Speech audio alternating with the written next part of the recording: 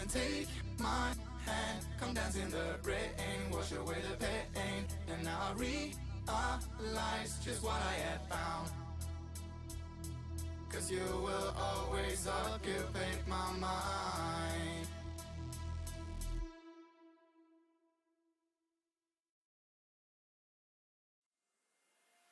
You tell me that you love me. You touch me and I melt into your knees. You tell me that you love me. I don't wanna stop, never gonna stop. You tell me that you love me. You tell me that you love me. You touch me and I melt into your knees. You tell me that you love me. You tell me that you love me. I don't wanna stop, never gonna stop. You tell me, tell me, tell me, tell me, tell me, tell me, tell me, tell me, tell me, tell me, tell me, tell me, tell me, tell me, tell me, tell me.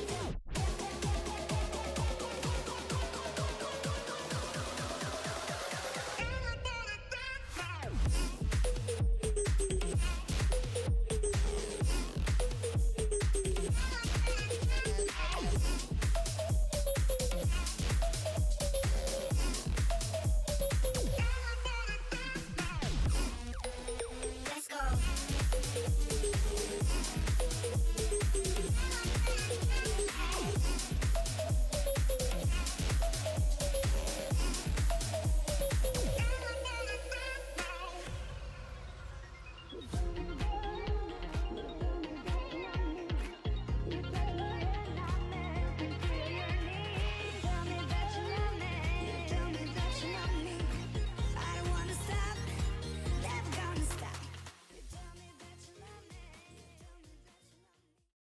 Hello, everybody, and welcome to QSL's quarterfinal weekend. Mechanus Cadicius here with Aloyde as we bring to you the 6th seed Fallen Angels and the 3rd seed Eternal Vanguard. Raptor on production, and Aloyde, what are you looking for in this set as we go straight into picks and bans? Yes, I am very hyped for this set. This is a pretty big matchup. I'm excited to see it. I'm just really curious about these bans. I think, they can really target a lot of things out. We can see the direction each team is looking once they get into these first few bans. We, playing on the new patch, especially Kumba Karna buffed uber buffed. One of the bans, you think, or one of the top picks? I think if I'm looking in the first pick position, I'm trying to get it. So I want to, put pressure on the other team to go ahead and ban that. And it's looking like with that new odd ban coming out first, that is what it's going to be looking like. They're going to put some pressure on the Fallen Angels to make that ban. You think there are teams that might let that through just because it's never really been competitively viable, or at least hasn't for a very long time? Maybe even with the buffs, it's overlooked. I think possibly too, especially with how strong the solo lane is looking right now. So neither team has touched that role yet. So the Cthulhus, the Chalks, the Kakolins, those kind of things are still looking available. There goes the Cthulhu for speaking of one, but it's looking likely that one of these might sneak through. Kumba Karna definitely might sneak through. Chang'e, Medusa, the final 2 bans for Eternal Vanguard. Yeah, Kamazat's Cthulhu for Fallen Angels, and there we go. The Kumba Karna ban, Fallen Angels going to go ahead, and with that last ban, respect that is just a really strong pick, as Shock going to be the first overall pick in this draft. Very smart with Eternal Vanguard. Like we said, they put the pressure on the second pick. They did it. They got themselves a strong solo lane pick for that first stop. For sure, and I do love the Lancelot in response. Very, very safe if you don't have a stun, and what do you know it, Shock doesn't have a stun. Looking good so far with Fallen Angels. Wait and see what they get with this second slot. For sure, and one of the things I want to say, never mind, that could catch anybody by surprise. The Bake Kujira not looked at as a top pick or a top ban right now, but taken top 3 by the Fallen Angels with an immediate Giannis counter pick in response. I don't know about that Bake selection. I'm going to be honest with you. Well, what do you know? Looks good like the Bake coming out early, and maybe they know something we don't, but that's a pretty early lock for that with the Kabrak and a Giannis in the response. So. the moment it's favoring Eternal Vanguard's draft. The Giannis is something different, but the Bake is definitely an interesting pick there. Curious how that works out for them. The Giannis is something different, but it still falls into that kind of category of mages that want to build flat pen real fast, have really good early damage. On top of that, has that penetration out of his passive they added to his ultimate a few patches ago. Bracken has some really good stuns, and a big wall to help deal with this Lancelot as Yu Huang, Thor, Charybdis going to be the next three off the board, followed by Ardio. A pretty good ban on that Ardio, if you ask me. Very, very good pick in the shot. Absolutely, yeah. No, that Ardio would have done a lot of damage against his team, and then specifically with the Giannis, I mean, he gets caught by Ardio. It's an ultimate wasted every time, so very smart ban, puts him in a position to get a little bit more comfortable deeper into this draft phase. Honestly, and this is probably a little bit of my bias showing, but I do love the Horus pick for Fallen Angels. No need for me to go into the Horus pick for the upteenth time in this league. Just love the aggression it brings. Absolutely, and I think it was just the go-to choice with if you're going to put the Bake in the solo lane, which it looks like at the moment. It's just the best choice you can get. You get a lot of pressure in that duo lane, which makes up for Jingwei's lack of presence in the early game. And then Horus just allows you to do a lot of things in the early, so I think it's a beautiful pick for them. Xbalanque at least being hovered at the moment by Eternal Vanguard, and as they lock in the Maman Brigitte, or as I like to call her, the Mormon Baguette. Definitely curious with the Sexball hover. I think that'd be a good pick for them. So let's see if they go ahead and lock this in. I think especially with the Jingwei Horus, there it is. Yeah, we got some good pressure in the dual lane, the Cabraca and X-Ball. They're going to have a pretty good time, so let's see if they can make use of that. They're going to have good pressure in the dual lane. They're going to have pretty good clear. I just don't know quite how it'll fare in the Horus Jingwei. Jingwei not a pick that we see all that often anymore in competitive play. A pick that, especially with crit still being strong, but a little bit more on the wayside, Jingwei kind of falling that same exact way as Discordia, going to be the last pick in this draft. And we'll see if Bake can take advantage of that Discordia passive early on. Yeah, I think that's looking like they had that idea from the beginning, which is good for them. And this decent draft from both teams. I think Eternal Vanguard's a little bit stronger in their own right, but Fallen Angels have a bunch of random CC, and I think these late game team fights from the backliners, these knockups and these strifes, are going to make things a little difficult for the Vanguard. Strife, one of the best CC abilities in the game, as long as you're talking about mages. And one of the best ways to get a jungler or a solo laner off you is to just have them fight each other.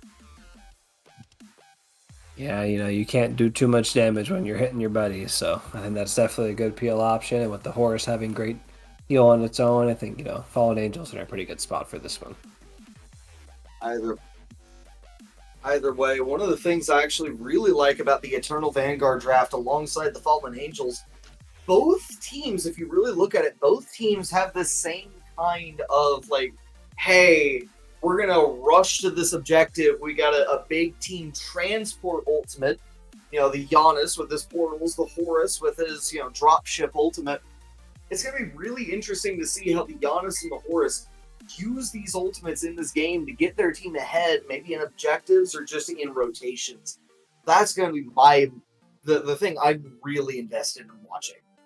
Absolutely, yeah. Both teams have really good global options for their team, like you mentioned. So I think there is going to be a lot of focus on this map play when these teams are using these Giannis ults and these Horus ults to jump across to these gold and these pyros, and just paying attention with Jingwei coming out of base and these teleports coming out from solos. There's going to be a lot of mobility from both of these teams. So I think this is really leading out to be a pretty exciting match.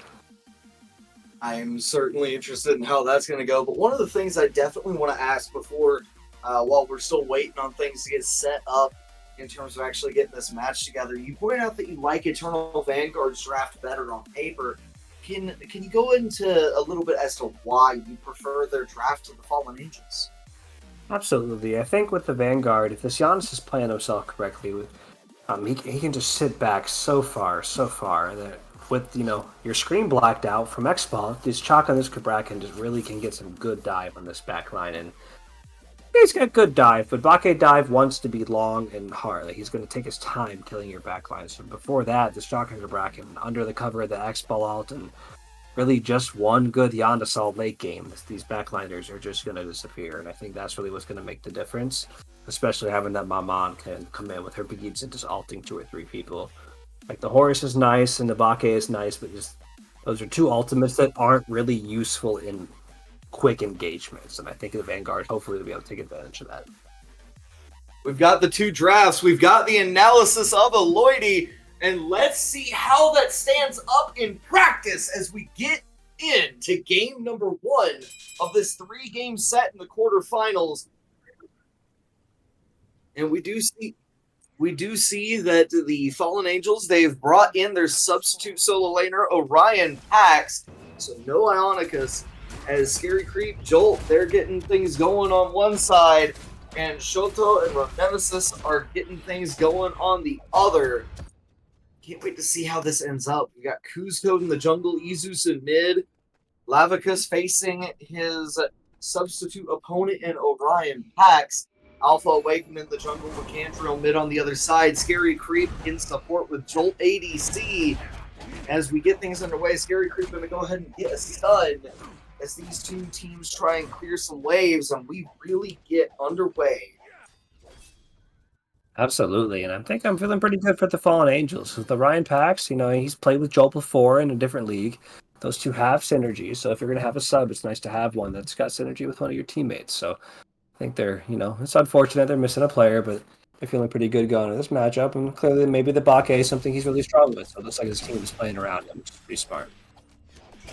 Yeah, when you have a sub in like that, you generally want to make sure they're on a bit more comfortable pick, even if it's not top of meta, even if it's not great into the meta, just making sure that they're comfortable and they know what they're doing alongside you.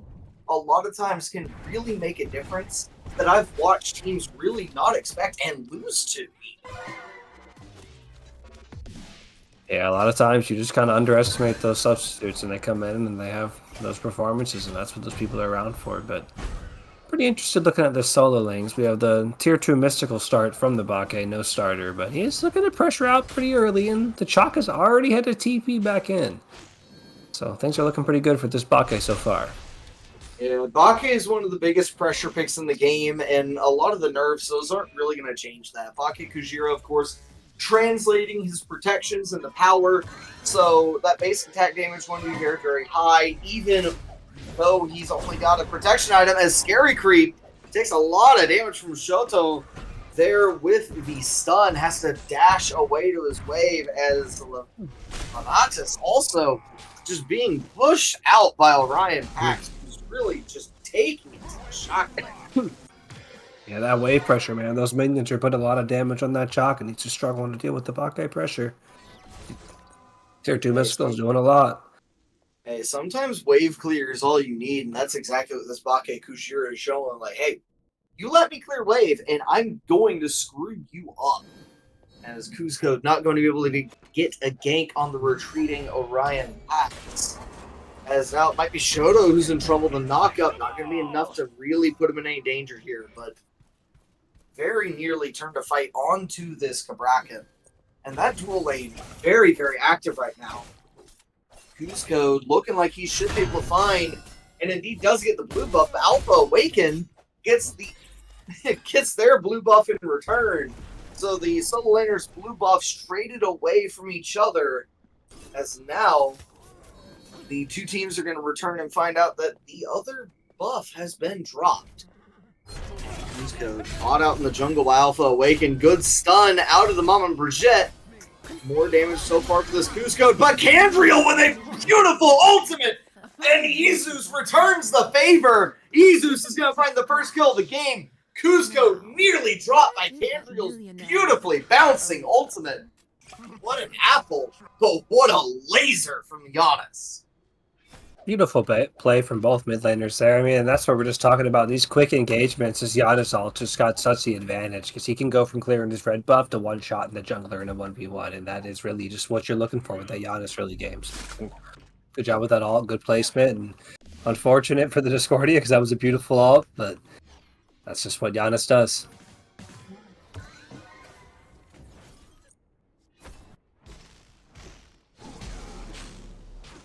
That is indeed what Giannis does. One of the things that he brings to the table very, very quickly, very, very easily is that damage. The penetration online through his passive already. Tier 1, I believe, gives 5% then.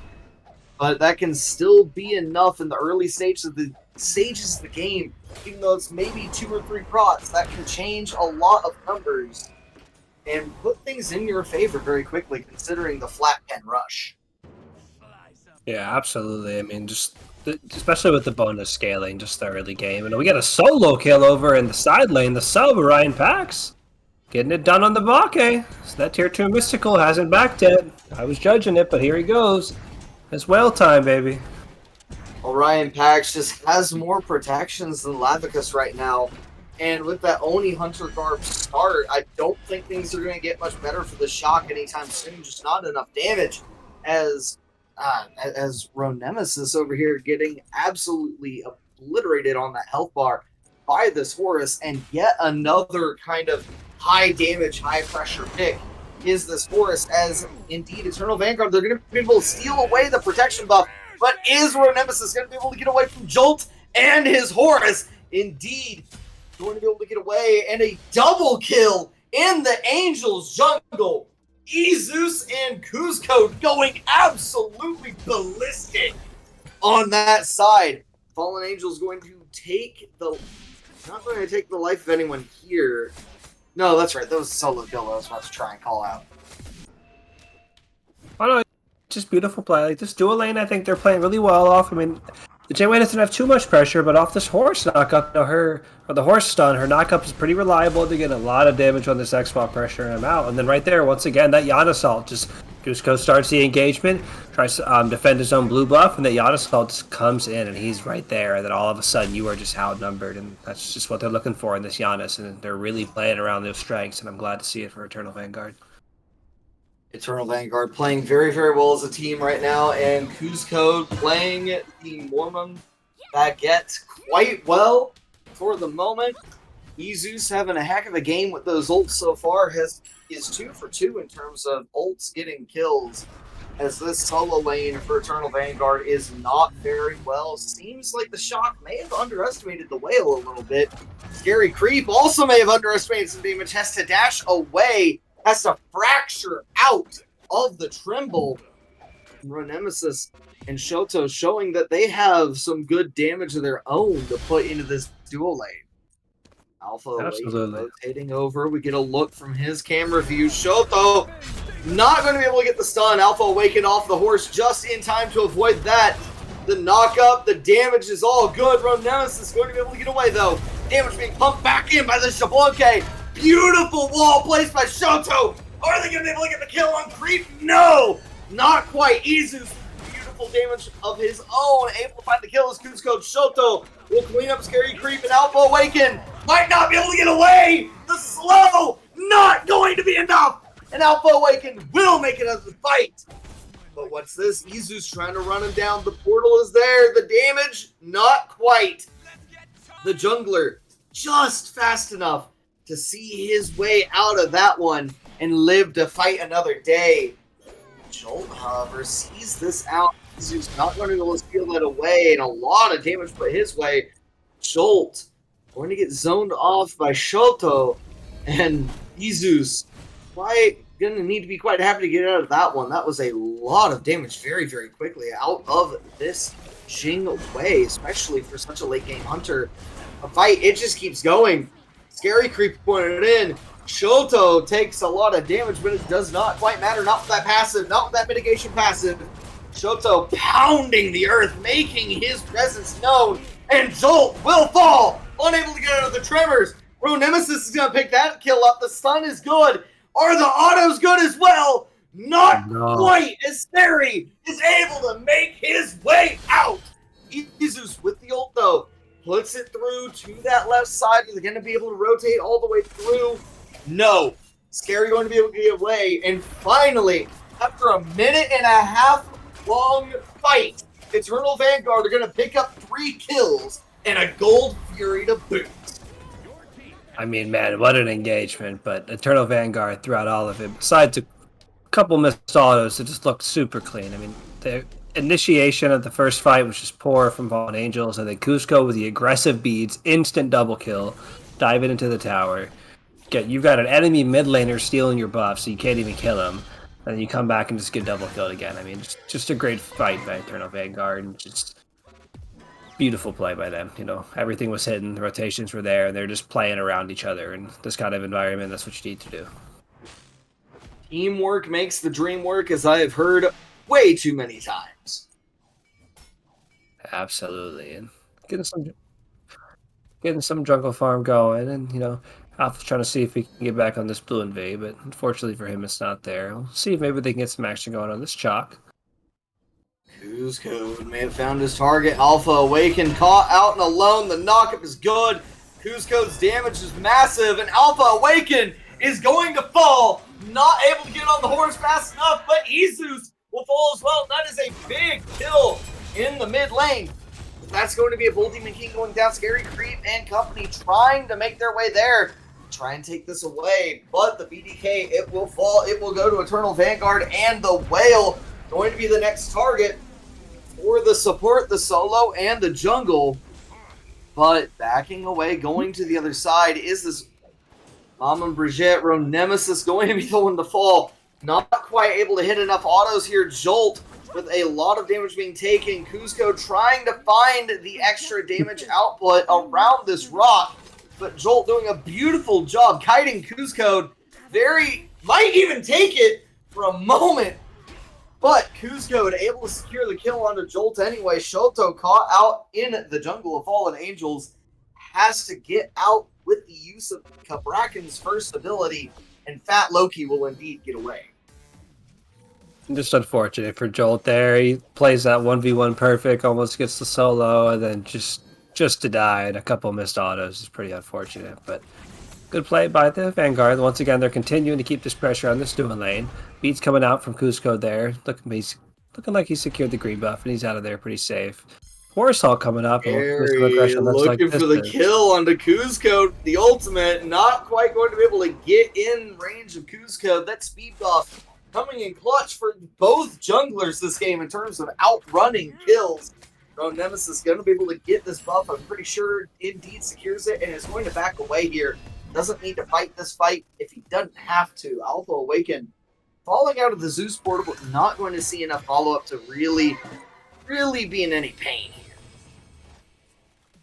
Yeah, both teams looking to get their farm going. Just looking like Vanguard's thankfully going to have this pressure on this weekend. Lancelot coming in. He doesn't want to allow this to go down, but you know, he's went from 1v3 to 3v1.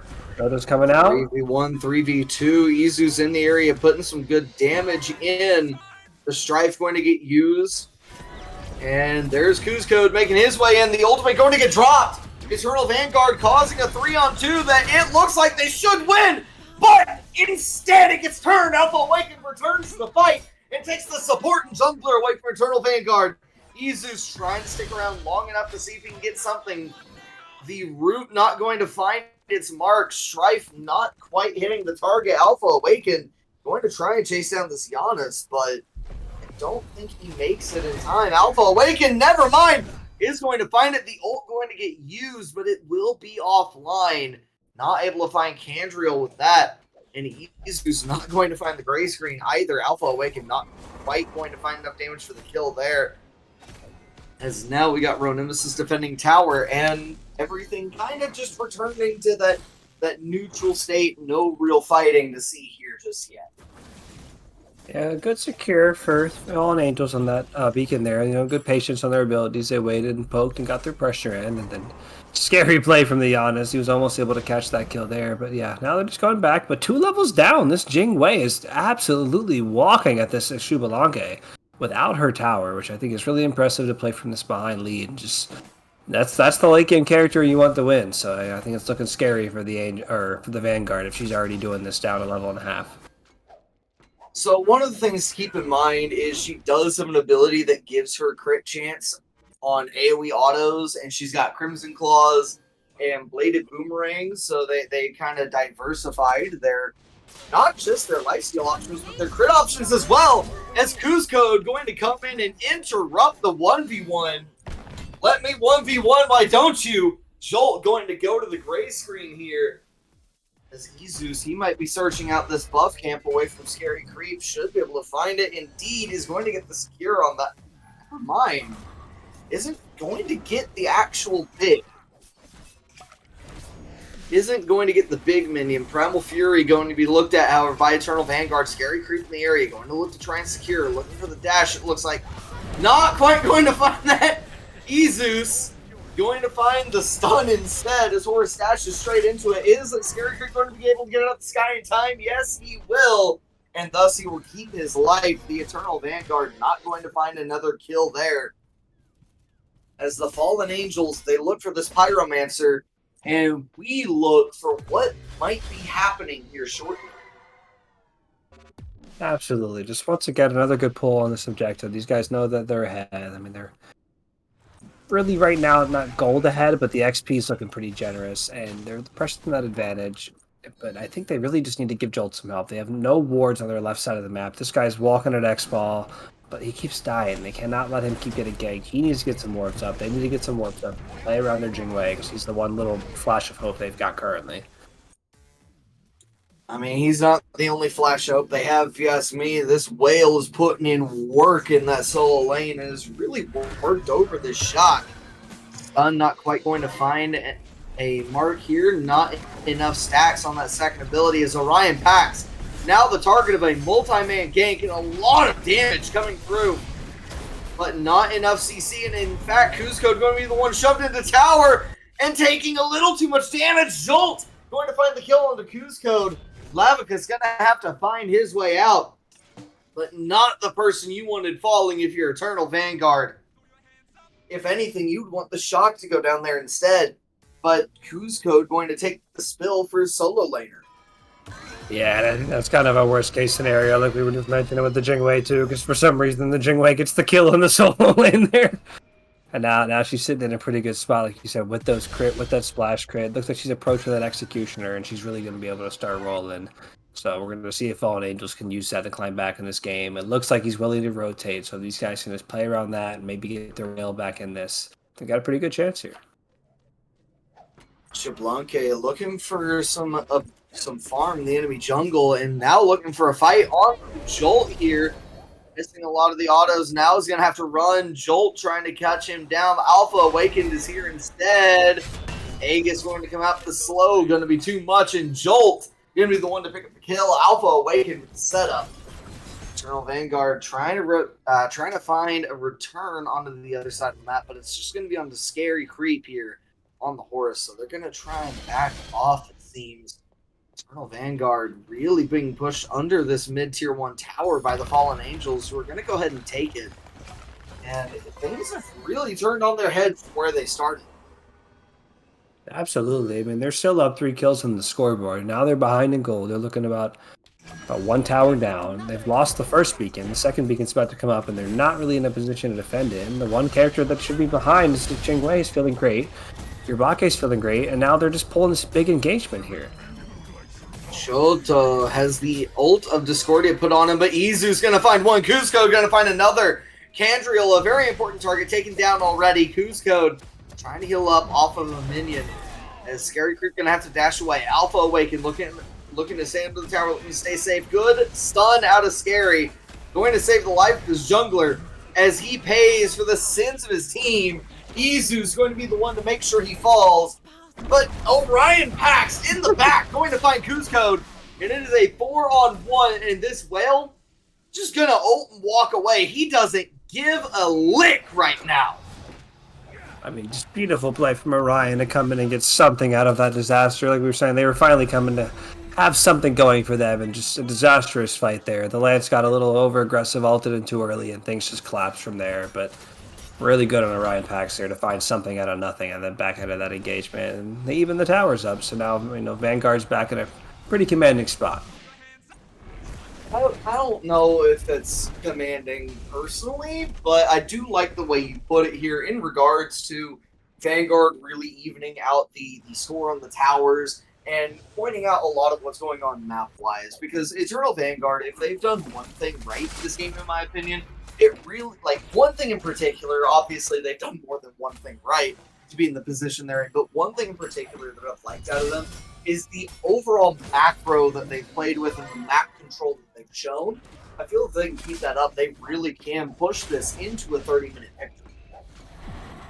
Absolutely. They just need to push the ticket. Like I said, this Oni Fury is a great start. We're going to see some contention on it. Jolt's in a pretty good spot in the back here. We'll see if he can get in and make a difference.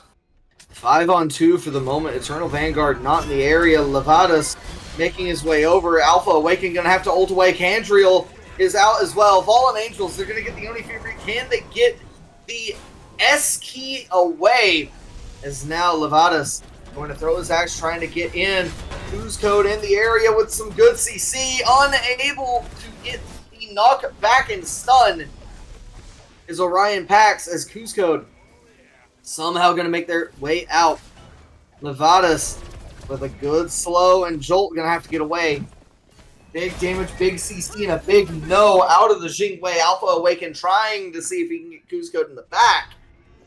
But in the meantime, a good support relic usage is now Ronemesis got hit with the Horus Dive Bomb. And Shoto trying to get away, able to do so for the moment. Alpha Awaken not going to be able to find that kill. The peel, too good. Levatas going to eat the ultimate for his team. Izus keeping all of Fallen Angels at bay. And a scary spot for the mid laner, but Izus charging the ult. He wants in, but isn't going to be able to find anything there. Not a lot going on. Not a big ult to get used. But Izus going to go ahead and use it anyway, and I believe puts it on about an 80-second cooldown.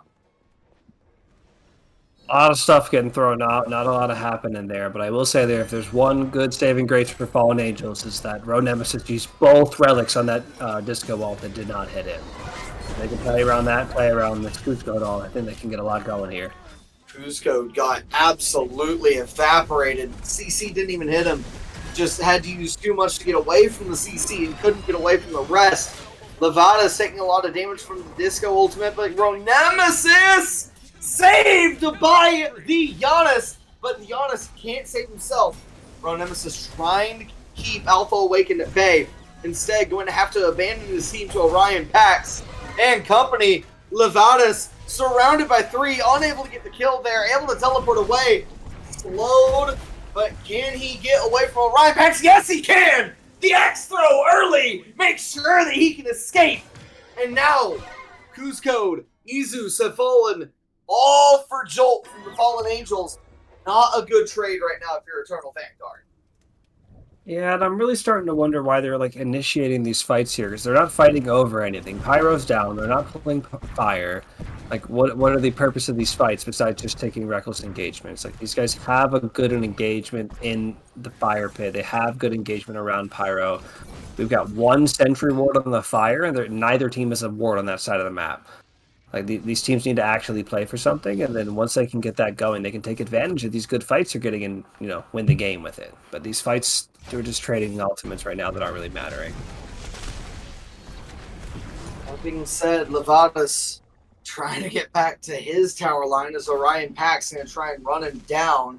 Levadas going to throw the axe at the wall and burn the 3 instead. So the whale, go ahead and clear that wave. The shock might be under threat. Alpha Awakened was walking that way instead. Starts riding his horse toward mid. Ronemesis dashing away. The Rising Jaguar expended. As that is going to be a Raven Ward over the top of Eternal Vanguard. Fallen Angels, they're looking for this beacon. It's about to spawn here in the next couple of seconds. Should be spawning any moment now. As a fight is going to break out over the beacon, Eternal Vanguard immediately from Izus a lot of damage onto that team. But Izus not going to be able to find much more. Is going to find his health bar being the one deleted and needs peel from his solo laner. Able to find the peel is their solo, but Cusco will solo out Candriel in the backline. As now a traditional 3-on-3 will ensue. Jolt will find Shoto, making sure that that's a 3-on-3, but a 4-on-3 instead. As Ronemesis has returned and is putting really good damage into the tanks, but he can't do quite enough. He doesn't have the items for it. Can he at least find Scary? No, Jolt will find that kill. Alpha will find Cusco. and things go from bad to worse. Luvacus, the last one standing near the beacon, will fall. Jolt finding that kill, and the Fallen Angels dominating that fight in a 4-1 swing. Just a really clean fight from Angels there. They took their time. They patiently waited on that second re-engage. It was a clean fight in the back end. Like you said, from bad to worse. They lose the fight. Road Nemesis has, once again, a completely useless relic usage. He loses both of his relics at 1 HP as the fight's over. They're about to get fire here. They can siege off that and play off those relics. These guys are looking in an absolutely beautiful position if they can actually play off this advantage. Jolt, alongside that, just so much burn out of him. Izu's trying to take this fire giant away, but too much CC. Make sure that they can't get it, but instead, Shoto will be the one to take it, and Eternal Vanguard deny the fire giant from the Fallen Angels. The support will stay alive as long as he can, but will eventually fall. Shoto will take the fire giant away, though, and put it around the belt of Nemesis and Kuzco. I think trying to chase down Candriel will find the alternate timeline of Candriel. Now being chased out by Luvacus. Unable to find anything there, though, and Orion Pack's not going to be able to find Kuzco before the bat gets off. So both teams will disengage. And what a fire giant we saw there. Absolutely. If I'm Eternal Vanguard, I'm hoping the starting solo shows up at this point, because Orion Pax is absolutely decimating this team in these late game fights. I mean, the Whale went in, solo the Giannis essentially, AoE damage, big ult, gets the fire, and this team just runs it down on the back of this Whale. And Bake has just been ahead the whole game. He's doing everything he wants to do, and this guy just doesn't die. And Vanguard's got to figure out a solution. The full crit ADC isn't killing him at the moment. 200 crit is not going to kill this solo laner, and they got to have a solution for that. I mean, generally speaking, the solution to a Whale isn't crit. The solution to the Whale is supposed to be Executioner, Kinsai, big health damage. Absolutely. But we're noticing that the Jablonke is not, or at least has not yet, Kinsai is just not enough tank damage out of your tank killer role. That could be a massive problem for Eternal Vanguard, as Jolt is going to find Izus in the back and get that kill. Luvacus trying to turn this 3v1 fight his way, does manage to avoid taking much damage. Not really going to find much more than that, as Scary Creep going to eat the brunt of that corrupted blue stone, that red stone upgrade for this shot. Going to be the play, as if you look, the Whale does have, I believe it's a sigil of the old guard. Correct me if I'm wrong. But I do believe the Bake has sigil of the old guard here. Kuzco trying to get away, beats when he used, has to turn and fight. Not going to be able to find a kill, but is going to be able to find 3 health bars down to a quarter health. Primal Fury going to be taken by Eternal Vanguard here. And Aegis out is going to be the Discordia ultimate by Road Nemesis. So Road Nemesis without Aegis for yet another 140 seconds. So that's 130 seconds cooldown that Fallen Angels know about in 2 minutes to take advantage of this ADC. Absolutely. I mean, that's just classic Kuzco. He wants to get in there. He's looking to play. I mean, he gets punished for it. But on the back end, his team gets the objective. So at the end of the day, they come out with a W there. They trade the gold for the Pyro.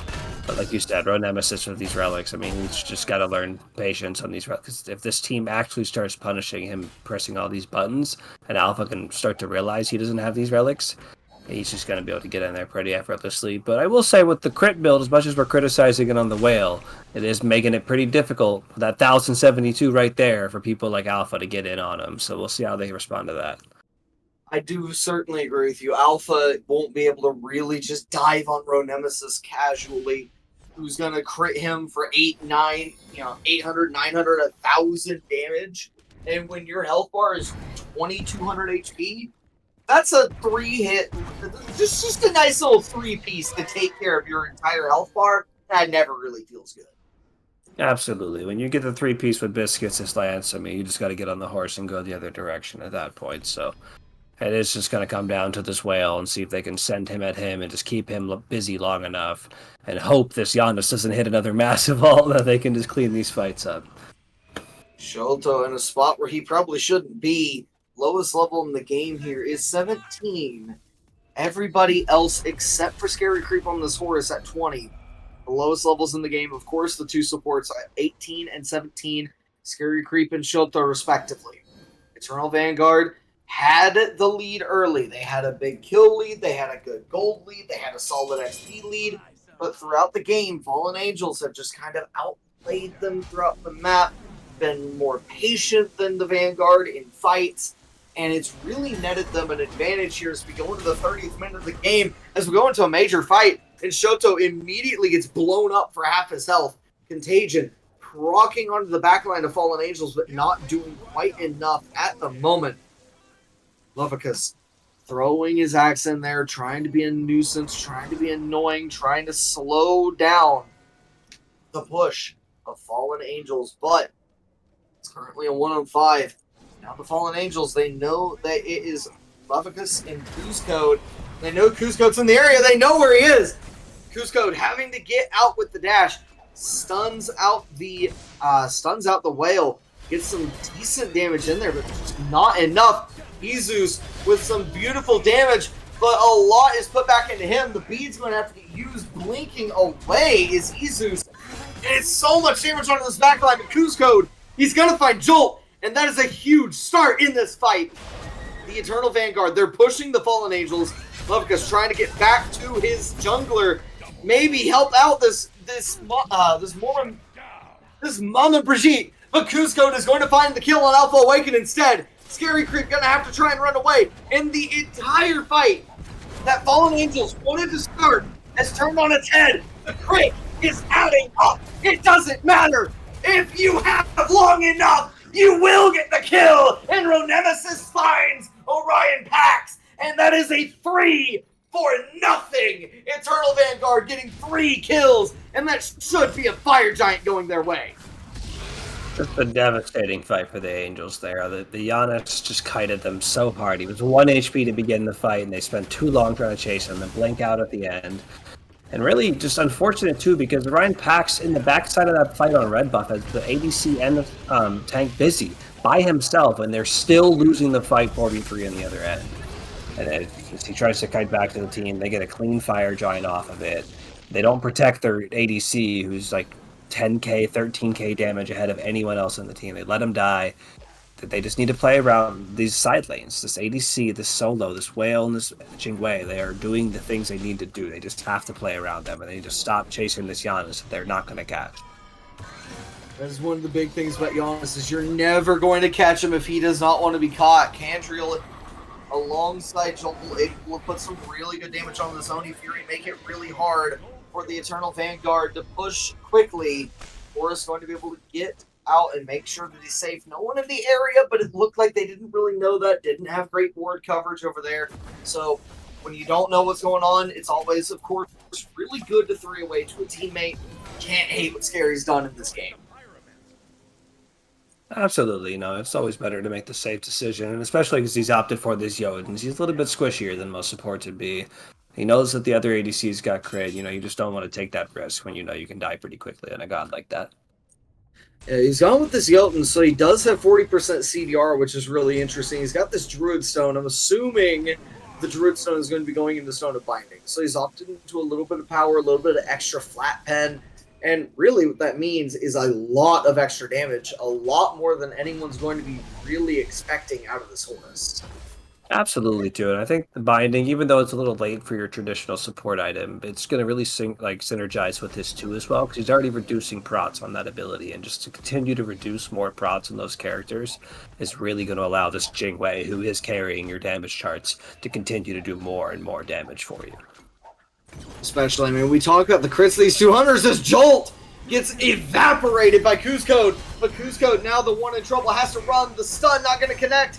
The knockup, however, will, and Scary's going to be the one to fall instead. The damage might have screwed him over a little bit as Alpha Awaken trying to run away. Good damage out of Izus, the percent pen coming through. The shield is massive, but the wall is even bigger. Alpha Awaken has to leap away. Izus, not quite enough. Alpha, not going to be able to get away, however. Levica's able to find the kill on Alpha Awaken, and it is now 5-on-2 in the throne room. Fallen Angels trying desperately to defend this Titan, but can they do it? We don't know quite yet. The Titan at half and ever ticking down, but Orion able to find Dodo, but not enough. That's 2 kills, but not enough is done. And Eternal Vanguard will take game 1 right at the end. Beautiful end from Vanguard there. We were just talking about how they needed to keep this Jingwei alive, and the first thing that starts that fight is the Jingwei dying. And from that moment on, it was just over for this team. And, game 2, they need to really take a look and see how well their side lanes were playing, and they have to play around that. And we'll just see if they can make the adjustment. But if they don't, I'm scared it's looking like the same result as game 1. You pointed out how many times that this Jingwei was like 1.5, 2 levels down and shoving the Xbalanque instead. I mean, Jolt was playing out of their mind in that game on the Jingwei. Not something I'd have expected because, as I pointed out, I believe at the beginning of the cast, the Jingwei, not exactly one of the premier picks right now. And as we've seen, crit, whenever crit's meta, Jingwei's meta. Whenever crit is out of meta, Jingwei is kind of out of meta. So not a premier pick right now, but still able to put in work was Jolt on this pick. Absolutely. And just putting in so much single target damage, getting his...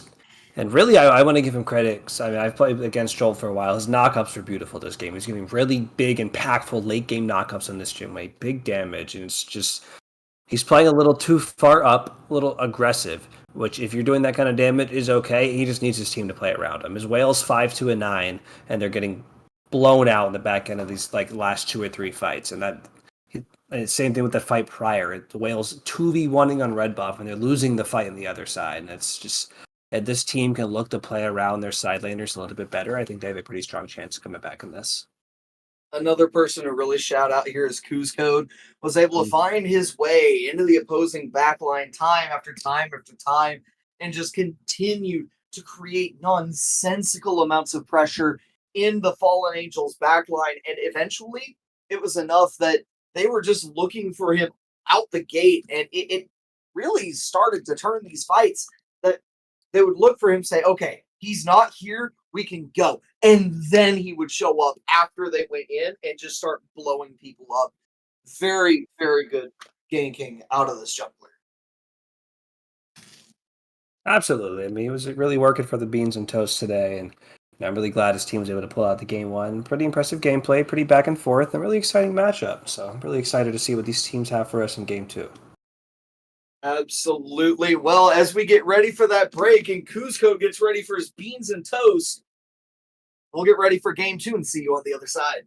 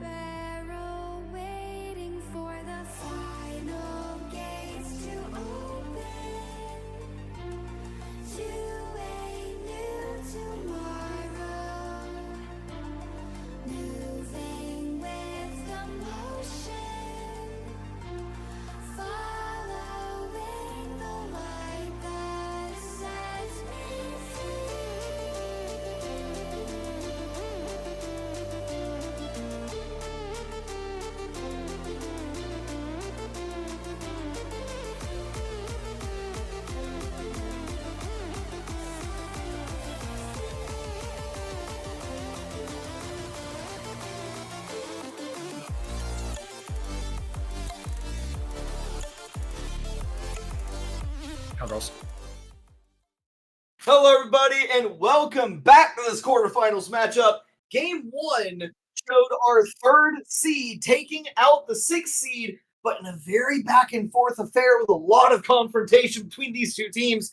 Mechanus back to the Lloydie, and again, it is Raptor on production. We're going to go ahead, jump into picks and bans for Game 2 that are already ready. But Lloydie, what do you want to see in terms of maybe some change-ups after game number 1? Yeah, like you said, Mechanus, pretty back and forth game, but towards the back end, Eternal Vanguard really was able to take control of that. I think they do. It looks like they opted for the second pick here, so I think they're looking to see if they'll first pick that chalk. And if I'm following Angels, I first picked the chalk and I got ran at by a whale. And I think I want to switch that up, see if they can get that going with different bands. Yeah, Eternal Vanguard didn't exactly look great out of the solo lane, getting run at by that Bake Kujira, as we highlighted here on the desk. Not a phenomenal pick right now, was probably just a comfort pick out of the Fallen Angels. So, but Eternal Vanguard not going to ban it, not going to do anything else with it. Bans exactly the same. Nuwa Shanga Medusa and Cthulhu Kamazats and Kumbhakarna. Jing Wei, however, going to be the top pick for Eternal Vanguard rather than the Shock, and taking that away from Jolt. And honestly, that's not a bad call. Absolutely. I mean, if Jolt just did what he did on that, I mean, take it away, make him look like he's going to do something else. And I think this all-around is one of his stronger picks, and it's good pressure in that lane, especially into the Jingwei. And I mean, last game they shouldn't have really had too much pressure. And now with this all-around Athena, this dual lane locked down, they are looking to play through Jolt. And this time they are making that adjustment. Looking to play through Jolt 100%. As Giannis going to be making return to Izus in the mid lane for Eternal Vanguard. But back to the run duo. Awesome. As Vimana going to be selected in the top 3 for Eternal Vanguard. And I have to admit, a little bit confused by that, but after he got ran at by Bake, a safer solo laner with as strong a dive as Vimana can have, I don't hate it. Now, I see the idea with the Vimana. Now, I'm personally thinking this might run towards the jungle direction, but Vimana into the Alderaan is obviously like that. That's the entire purpose there. They want to go big baby form and say, fuck your alt. I am Vimana. I want to WQ you. And with how these ADCs are looking to play and how Jolt did all this damage last game, I think whether it's solo or jungle, this is off-brand pick, off-meta pick, and I do think if it is the jungle or solo, they're going to struggle with early game, but they are going to be able to walk at this all-around and give him pressure. On top of it, they're going to be able to walk through the Hunbat's ultimate, so that's 2 big AoE ultimates you're just denying. Just because I have big baby form, I go Ooga Booga. And Maui going to be the selection, and after his buffs, I've been very interested to see how he actually fares in support. Didn't really feel great as of late, but we will see very quickly if that changes or not. Yeah, I think the Maui's a beautiful pick here. Outside of Athena, you're looking at 3 characters that have no built-in CC immunity, and I think if this Maui can just get 1 or 2 good ultimates, it really is going to be devastating for this team, especially in these all-around alts. They'll be able to pull these people out of the all-around alt if the Vimana's not ready to fight, which it does look like it's going to go towards the solo lane. If Vimana's not there, he can just reposition the fight elsewhere, and I think it's also going to help this Jingwei clear the wave, which is pretty important as well. You just mentioned not a lot of CC immunity, and that brings up a perfect jungler for the situation in Da Ji. But it looks like a Hunbat's solo? Or Arachne solo? I'm thinking they're having a little fun here. I am thoroughly confused by this hover. I have the right Spider-Man. I don't think the Fallen Angels will do this. I mean, I agree. I have to assume it's a troll, but until we know otherwise, is there any reason to pick Arachne at all? Yeah, I mean, even if I'm Orion after that last game on the whale, no matter how good I'm feeling, I can't justify that one. But the Bologna, that's a much better round. They still have the Bake. I personally don't understand why they're moving away from the Bake here, especially because you can just walk through all these ults and fight. But It's looking like the Gilgamesh is what they're going to decide on, which I think gives him pretty good pressure in solo. And after how he played last game, I think he should be playing for something a little bit more aggressive. Gives them good pressure in solo, but on top of that, circles on circles on circles on boxes on a taunt.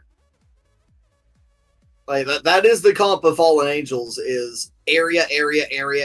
We fight Absolutely. in this area and we murder you in it. Absolutely. And it's a very high execution comp. I get the idea, and I'm hoping these players are able to pull this off, because if they can get a Humbats ult and a Gilgamesh ult in an all-around ult, there's no situation with Relics even that they should ever lose a fight. So we'll just see if they're able to execute here. For sure, but who do you think overall has the better draft? I know you said Fallen Angels are a high execution draft. Do you think theirs is better, though? The two things I'm looking at here is I think the Eternal Vanguard have the better draft. The Giannis was beautiful at this game. He was able to get the ults that the Giannis wants. The Maui Daji and the 3 backliners that don't have any CC immunity outside of beads. The Jingwei is safe. The Vamana ignores the Oleron. However, we're looking at the Vulcan on this Angels team, so they are looking at pretty good objective secure. So I think if Angels can play their side lane pressure and pull some objectives, they have a chance. But after how these late game fights were looking last game, I'm thinking Eternal Vanguard is just going to go the same way it did last game. I really can't help but agree with you on that one. The only real statement I would change there is the thing about objective secure. I think the Fallen Angels have better objective secure than last game, but Giannis can still just always ult an objective if he has to, and it's still going to do 2 to 3k damage just with that inherent passive now. Yeah, that's a good point too. So we'll see if they're able to counter that and get some good wards going. I think both teams were definitely lacking on the ward department last game, but it really is just going to come down to if these side lanes can push their leads enough without Giannis coming in out of nowhere and killing them. So see if they have that in them. They have the Giannis global mobility, Jingwei out of base. They have a lot of options just in this early game. As we wait to get into game number 2, one of the things I do want to see is how this Daji uses her ultimate versus how this Mbat uses his ultimate. 2 very, very high CC junglers. It's always really interesting to see which of the 2 is going to be able to make a little bit more of an impact over the other, especially because a lot of their impact isn't going to be felt in the early game, isn't going to be felt in the mid game, is actually going to be felt in the late game in these team fights, which is a lot of times where junglers aren't used to being so team side impactful. Absolutely, and I think the way that Cusco was playing these late game fights last game, like you said, it was a 3-on-4, 3-on-4, 3-on-4. Oh my, there's Cusco with a big ult from Amon. I think if he can play that same way on this Dodge and wait for these engagements to happen, wait for this Maui ult to come out, wait for these beads to get used and get in the back of these fights and clean up, I think he's going to have a lot of success, especially because, just like Vamana and Maui, his ult is perfectly effective inside that all-around ult. So it really is going to come down to just good placement on these ults and whether this Fallen Angels team can just play around ult and protect him. Because last game they weren't able to, and if they're not able to do it this game, they're going to unfortunately have the same result. All right. And one of the things that we brought up the Jingwei last game, right? Jingwei, I think I've said it 4 times now. Not great outside of crit metas. I believe what I said, not necessarily word for word, but a good summarization of that. However, Jolt last game took this pick, played heavy crit into it, and really just started running away with the lane. Wasn't able to really secure the deal. Just not enough peel from his support, not enough peel from his team as they consistently tried to peel for their mid laner, who was just getting absolutely dove on by Kuzcode in their backline. And then whoever they didn't go peel for, the other would just get completely annihilated by this frontline dive core of the Eternal Vanguard. So I'm very interested to see what Rogue Nemesis is going to be able to do on this Jingwei and whether or not he can pilot it to a similar effectiveness in this matchup between these 2 teams. Yeah, and personally, I'm a little concerned too because clearly in the laning itself, Jolt was in a less than favorable matchup and it was pretty comfortable in that scenario. And so now once these supports leave, you're looking at the opposite side where Jolt's got the clear advantage in character pressure. And specifically, what were we worried about last game? This X-Ball's ability to kill tanks. And yes, they won, but they did not kill this whale late game. The whale ended 5-2. They could not kill him. And Jingwei kind of baits people into these crit builds. So I'm really curious to see where he goes direction-wise in this build. Hopefully he's able to get something going to where this Gilgamesh isn't just going to come in and clean house. And yeah, no, I'm just they got to survive this dueling. The mage ADCs have a lot of pressure. Jolt got pressure in a situation he shouldn't have had pressure last game, and Jingwei is not a character where you can play from 3 levels down. So hopefully Roe Nemesis is able to get something going, and they're able to effectively play this mid game, late game. I can't help but agree with you there, but we won't know how this is going to go without going down to the battleground of the gods in and of itself. Here we are for game number 2, and I gotta put it this way: the power players here, I feel like, are going to be Code and Alpha Awakened in this game. A lot of the CC, a lot of the engage, thusly, is going to be on the shoulders of these 2 junglers. Yeah, Humbats and Daji just have such game-changing ults. Neither are going to put too much pressure early. Like they can make some plays, but maybe around their level 5s. But it's a pretty early action in the dual lane. Just trade abilities before wave. But yeah, both of these junglers, they have some pretty impactful late game ults. So it's going to come down to decision-making, positioning on these big ultimates from these junglers. Not to mention the damage output from this Olo run right now. Shoto was immediately put to half health on that Maui. Not a great place to start on a pressure support like that. So not somewhere Shoto wants to be, but definitely where Scary Creep wants to be. And Orion Pax already at 1 HP in the solo lane, and the Vimana seems to have the advantage here. Yeah, he's getting early pressure. He's got a little bit more fist protections than the Gilgamesh does, and with his passive, he's got, it's only 1 or 2 power at this stage, but just very, very small numbers advantage, and looks like Levac is just pushing that advantage pretty well. Big jump. Oh my, great kick. Drop kick going to be more than enough, and Orion Pax going to find first blood over the Eternal Vanguard solo laner, and things have just started out for him the way they did last game. Eternal Vanguard looking for a kill on the other side. Jolt going to have to beads that pull from Shoto, and that is a huge cooldown out of this Ola run, as Izu's going to run away from Alpha Awaken, not able to do much more at the moment, doesn't have the level 1 advantage anymore. This Code waiting things out, getting the buff put on his next auto, but the Athena going to taunt Code and take that away. Jolt trying to run away as well. The shell going to get used, but Code will find Jolt for the kill. Shell expended by both sides as Code put incredibly low in his own right. Trying to get some of these minions before having to back to base, I'm pretty sure. But what a play by Code over on that left side. Patient as always. Great engage, patience, good relic usage, very, very fortunate level 3 crit from the Jingwei there. And just good execution. You need to kill this. You need to kill Jolt. You need to put him behind earlier. He's just going to run away on this pick. So Vanguard doing exactly what they need to do in that regard. And on the other side of the map, already pointed out, Eternal Vanguard with the first blood being dropped. Jolt already pulled back in. The taunt going to be used on Shoto just to free up Jolt to keep autoing. But Scary Creep also dropped to half. Very disastrous moment over there for the Fallen Angels duo lane, as it seems like they underestimated the damage being dealt to them.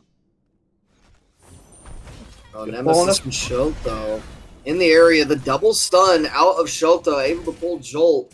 Scary Creep trying to get back in there to take this purple buff, but pulled back away is Shoto, or is Scary Creep by Shoto. And now Ro Nemesis is going to hit level 4 off of that camp and pump a lot of damage in. But Izu's also in the area with a beautiful ult-based gank. And on the other side of the map, Orion Pax taken down by Code. And so in the side lanes, you have a triple kill in total for Eternal Vanguard.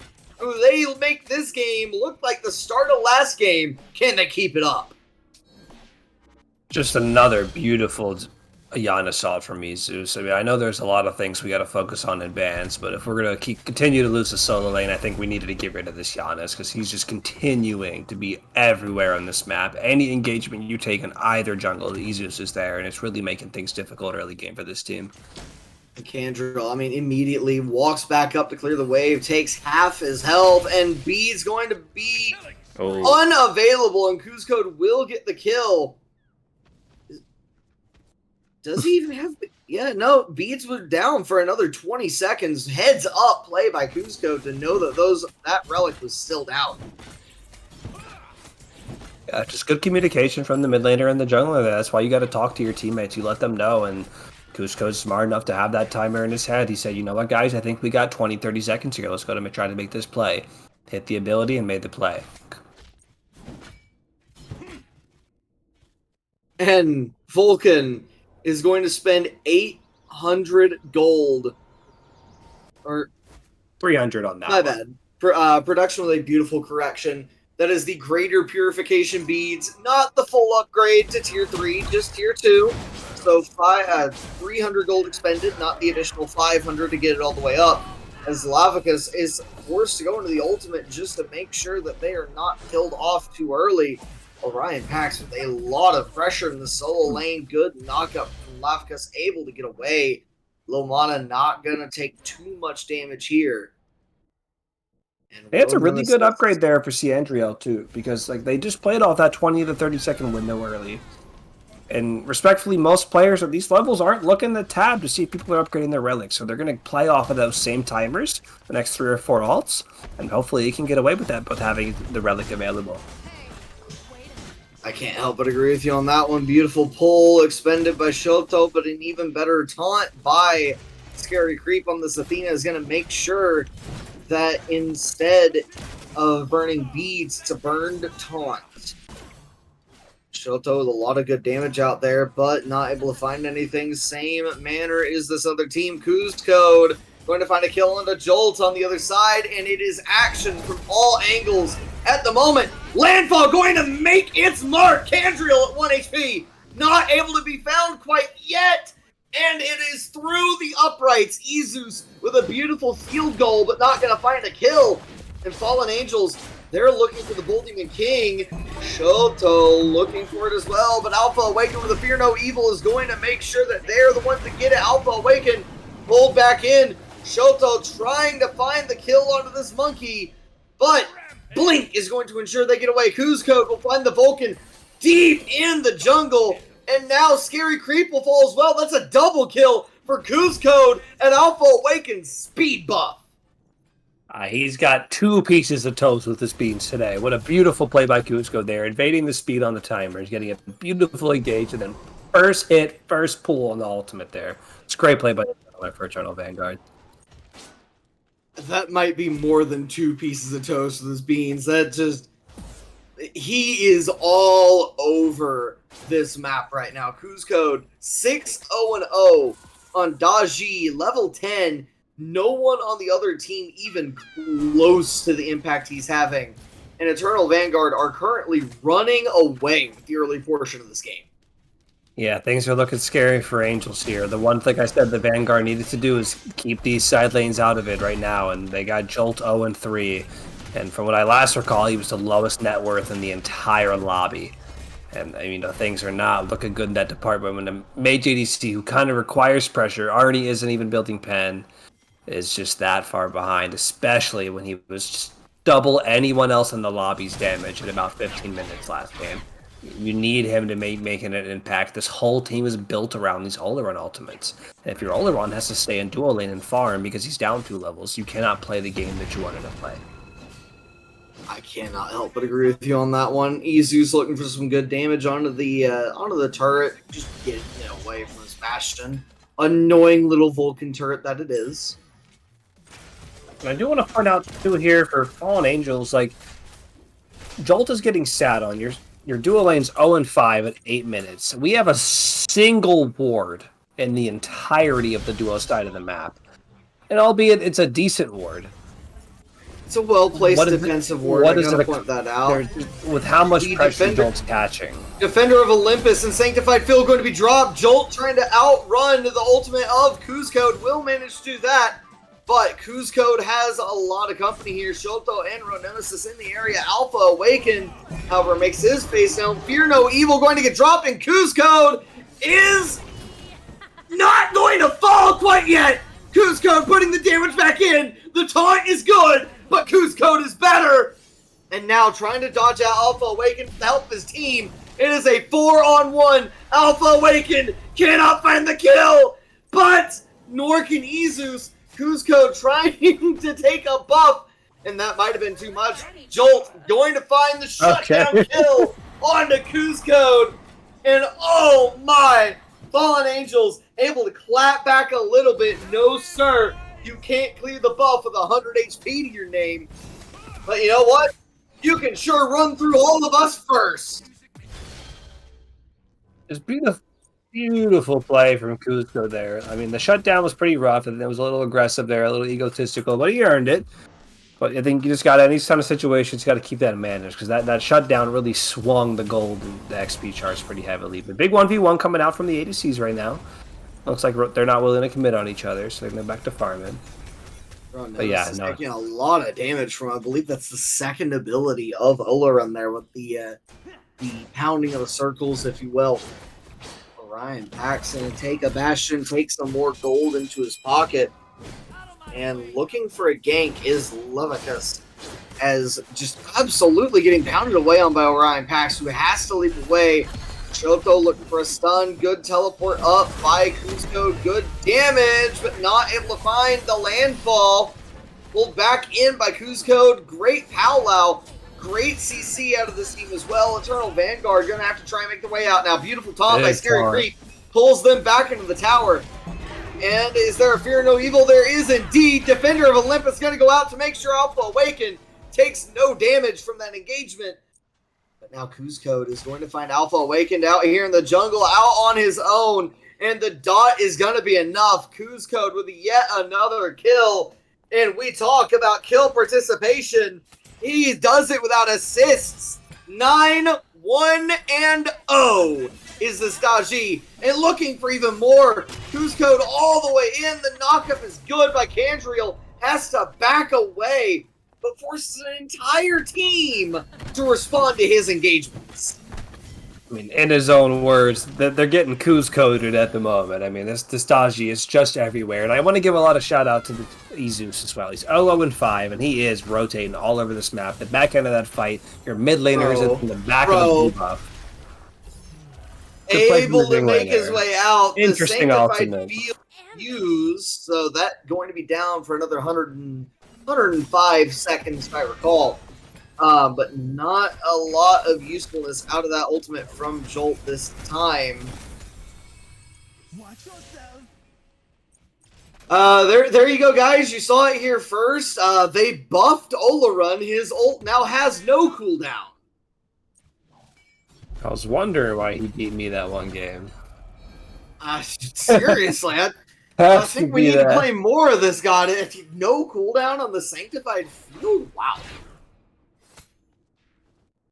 Either way, Leviticus looking to get into the Fallen Angels back jungle. Shoto already there on the other side. May have bit off a little more than you, but here's Kuzcode.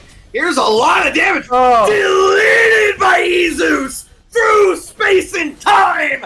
That ADC will fall. Scary Creep pulled all the way back in. Beautiful powwow by Kuzcode. Ronemesis with the kill. And Alpha Awakened decades too late to help his team. These core 4 members are just walking as a unit. And the most scary part about all of this is they're not even together. They're spread out because they have so much mobility and they're all everywhere. I mean, they're just giving the Fallen Angels. Dropping the back. Kuzcode looking for the kill on the Candriel. We'll find it with the dot. Doesn't even have to blink over to him. Alpha Awakened clearing a wave in left. Things are so bad for this jungler. He has to find other farm. I want to pause you for a moment. We're looking at a 1,300 gold lead at the moment, so things aren't as devastating as it looks. 1,300 gold lead, but I believe most of that difference is not in ADC. Athena with a dash, but falling? That was a really weird animation. Either way, back to the gold differential that you brought up. I do believe we look at the net worth that this Olarin is pretty high up there after the shutdown onto Code. And yeah, there's Olarin about 100 gold above the Jingwei. So, and on top of that, you do have Orion Pax being a pretty decent ways ahead of this Vamana, about 1,400 gold. So, whatever Eternal Vanguard have as a team, Orion Pax is worth more than that on his own. Scary Creep with a beautiful Defender of Olympus. The Sands of Shamash going to be dropped as well, and will make sure that the Vamana falls. But in the Sanctified Field, Cusco will pull in Jolt, and Jolt not able to find the kill. Cusco survives with 1 health to his name. 88 and counting upward. Shoto going to drag this red buff. Gonna, I guess, have to pull it into tower or pull it around. Jesus not quite able to find it. And instead, Shoto going to have to make sure that it gets dropped for them. Scary Creep trying to survive this engagement. Went through the tower. Scary Creep going to get ulted back in. The landfall is good. And Scary Creep is down. And Lovica's going to clear a wave. But they should be looking either for Pyro or Gold Fury here, because that is the teleport out of this Vamana. Yeah, and they have their Vulcan ult up just now. They have opportunities to pull these objectives. So yeah, here they go. It looks like Pyro is going to be the call for at least the Vanguard. We'll see if they're able to secure this. Looks like nobody's even close by for Fallen Angels. And then they have a ward in this area. Just no interest in defending. So it looks like a clean Pyromancer for the Vanguard. Clean Pyro for the Vanguard. Might be a Gold Fury for the Fallen Angels. They're looking that way, or at least they're on that side of the map. Rogue Nemesis taking a look at Jolt, but not going to be able to get that to that buff in time. Alpha Awakened and company, they are looking at this Gold Fury for the moment. He's just trying to avoid getting caught out while stepping up. Though that might be a dash on out of the Athena, and a beautiful one at that. Izus going to get taunted, going to eat the damage here. Not going to use his relics, though. I do it. Well, they're down. Used them earlier on that red buff, which I did think was a pretty interesting decision, but it did result in the kill on the Athena. But yeah, he did kind of pointlessly use those in the red buff earlier, which is why I think she did that. Levica's going to eat a stun from Orion Pax. So, more solo lane fighting. But in the meantime, Cusco looking for a kill on Candriel yet again. Beautiful ult. Defender of Olympus going to get used. Vulcan going to get pulled in. The answer is yes. And massive kill for Cusco, who has gone massive yet again. But fear no evil. Could be enough to find Cusco dead in the dirt, but never mind. Cusco able to walk away. Sanctified Field going to cut Izus off from his tower. And a lot of damage coming the way of Izus, but able to find his way through and slither his way around using walls to his advantage. Jolt is getting low. Jolt is going to be the one evaporating instead. Cusco, the kill there. Cusco is going to chase down Scary Creep. Scary Creep going to be able to dash to safety. And this fight should be over. The Beacon going to go the way of Eternal Vanguard, but Alpha Awakened does not want it to end. The Monkey going to get thrown, and Cusco going to get taunted and just murdered. No other way about it. Yeah, just a lazy death there for Cusco. You're 4 levels ahead of that guy. That's not worth dying for gold there. But, you know, prior to that, great play. I just want to, you know, in preseason spirit, a little football canner. Cusco might be the quarterback in all the touchdowns right now. Izus is going crazy. When that Humbats blinked in and ulted Cusco, he portaled him out of the follow-up and kept Cusco alive until he decided to die for the beacon. But, like, Izus is going crazy in these fights. He's doing all the little things. He's not getting any kills, few assists, but just, this man is everywhere in this Giannis. When this goes to a game 3, I'm thinking it has to be bad at this point. Giannis is really just causing way too many problems for the Fallen Angels here. I certainly agree with you on that. Lovica's able to secure that red buff, but I don't know if he's going to be able to get all the way out. Never mind. The Winds of Shamash going to be expended by Orion Pax. Not able to find Levicus with the ultimate there, but The Daji able to find some good damage onto the camp, able to secure that away.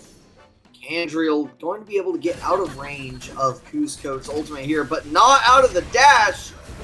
Candriel going to have to ultimate exchange. Beautiful ult out of Ezeus, not going to be enough to get Candriel. Candriel being chased down by Ezeus. Kuzco killed in the backline. Alpha Awaken going to find Ezeus for some really good damage. Good monkey bounce there, but not going to find Ezeus for a kill just yet. So, Eternal Vanguard able to get their mid laner away, but Kuzco may have thrown his life away yet again. And it's worth bringing up here. Kuzco is 13-3. Absolutely massive. Yeah, Kuzco's going ballistic in this game. This Daji is just doing so much damage. He's outplaying everyone. The ults are so crisp. He's not firing any 3, but he doesn't need them for damage. He gets in, he gets you, and he kills you. A little bit too aggressive on some of these fights, and he's getting shut down and giving up some kills, but that is classic Kuzco. But when you're 13-3, you get to do that. I'm glad to see him enforcing as well. When you're 13-3, it is 100% about enforcing your will upon the map. You know, supports, they start doing that when they're like 0-2-13. So for a jungler to be able to do that is really fun to see. Lovica's going to have to expend the ultimate out of the mana, going to use the portals of Ezeus to make sure he is safe. And now, Eternal Vanguard going to watch Fallen Angels start up this Pyromancer. Good damage onto it. Fallen Angels, they're going to take the Pyro. They're going to take the fight after. Eternal Vanguard trying to get away. Kuzco into the Powwow, able to dodge out Orion Pax, at least for the moment. Powwow trying to wait out the Sanctified Field. Will manage to do that, trying to run away from the fight. Ezeus will find a kill alongside Lovicus, and now it's a 5-on-3, but the 5 don't have great health bars. They're trying to run it down. Scary Creep going to find a good shell in the face of a emblem out of the other side, and able to get away somehow. This Scary Creep off the Defender of Olympus. Candriel put in a lot of damage into this comp. Shoto trying to run away from this level 19 Olorun, who's just pounding away at the Eternal Vanguard draft. And now, what was a 5-on-3 fight is now a 2-on-2, where neither player of Eternal Vanguard is good to fight. But Kuzco able to dodge out the ultimate from this Vulcan, the Earthshaker.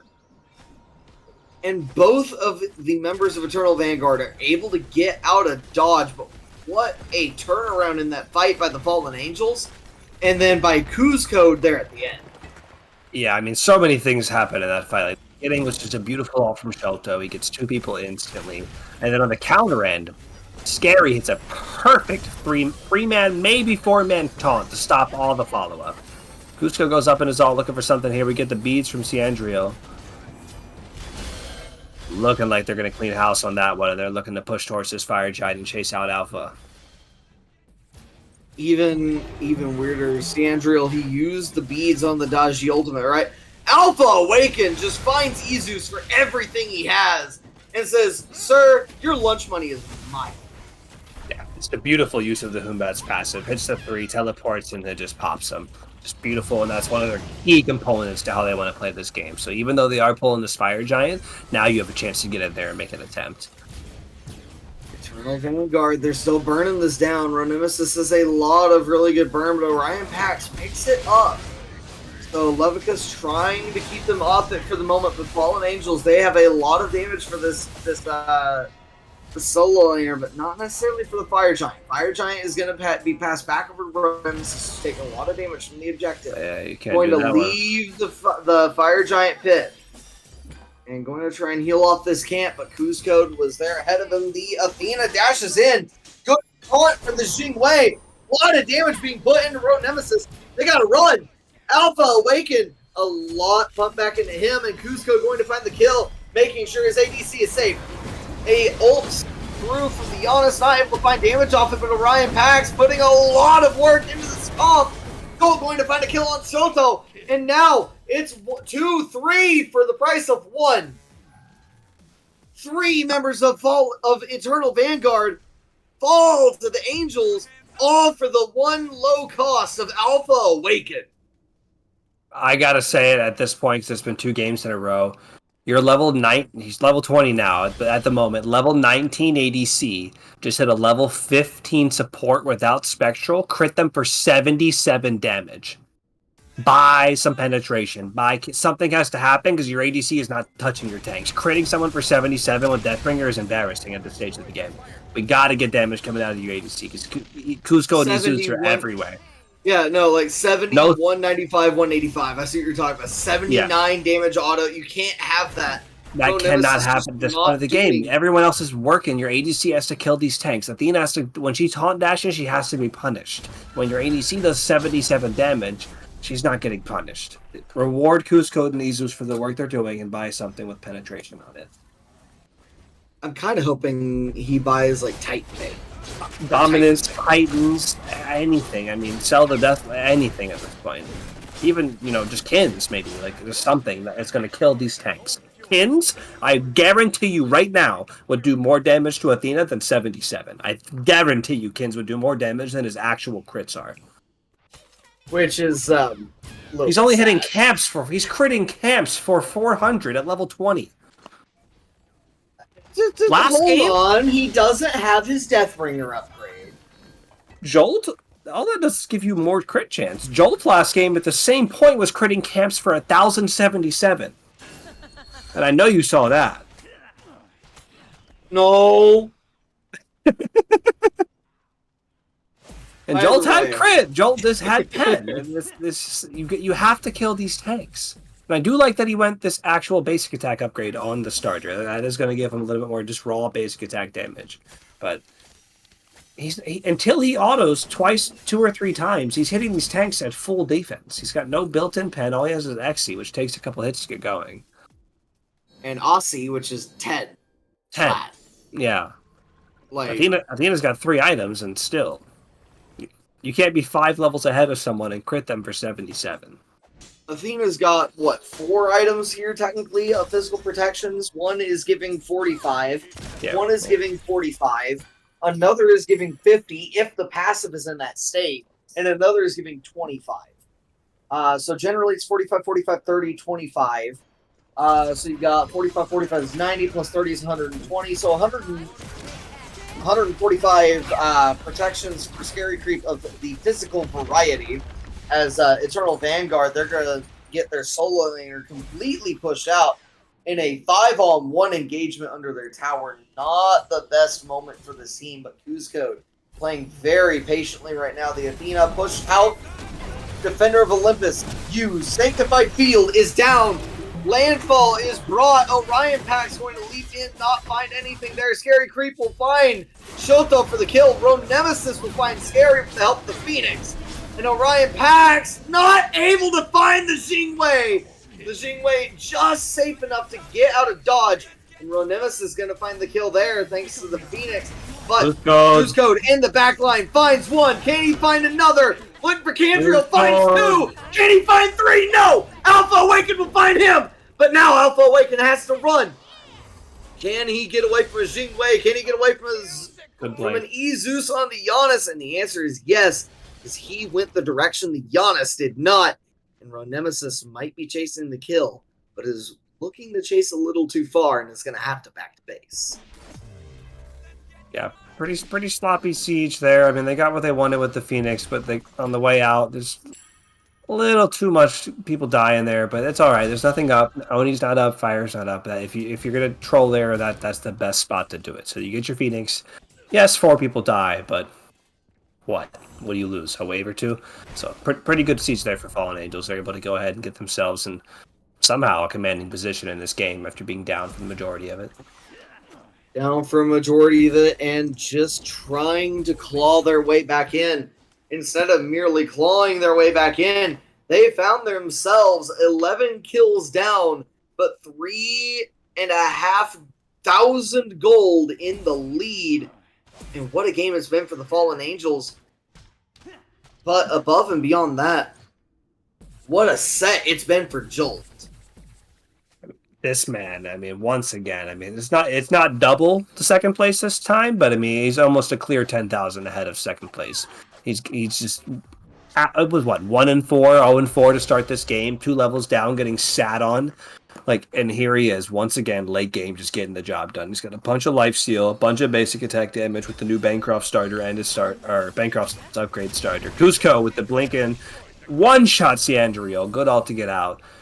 Not the best chains, but he's out of Orion there. Pax eats the ult from the Honest. It looks like dropped down by Shoto and by Orion Pax nearly at the same time. Shoto lands first and takes damage from Pax.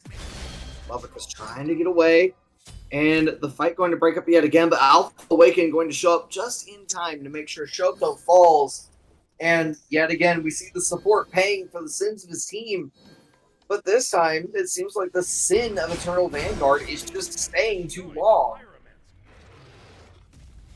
Yeah, I know. This team, once again, just a good counter engage, and now they're ready to pull this fire. I mean, Jolt at this point, JDCs have a very weird mid-game, but he's at the point now where he is doing some good damage. You can see this absolute tread on this. His ultimate's so valuable. Good secure there. Famano's probably just going to walk out of this one, but yeah, no, this game's going to be looking pretty daunting for the Vanguard now that Jolt's here ready to play. Jolt is ready to play, and the Sanctified Fields are ready to be dropped. Maybe not right now. Actually, no, right now.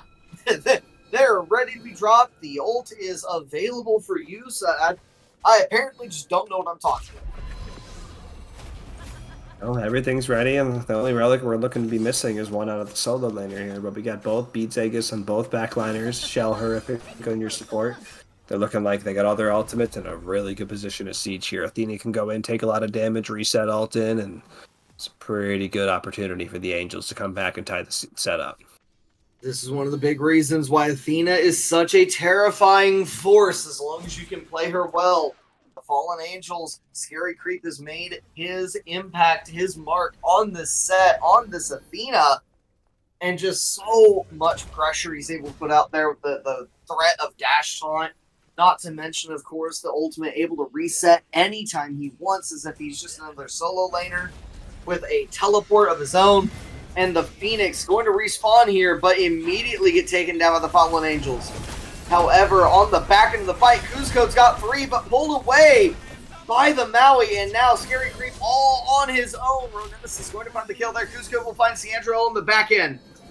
And now Cusco wants to run them down. A lot of damage coming his way, but Jolt going to be found, or going to find Ronemesis, excuse me, on the back end of a Fear No Evil. Jolt will find Shoto, and kills flying back and forth.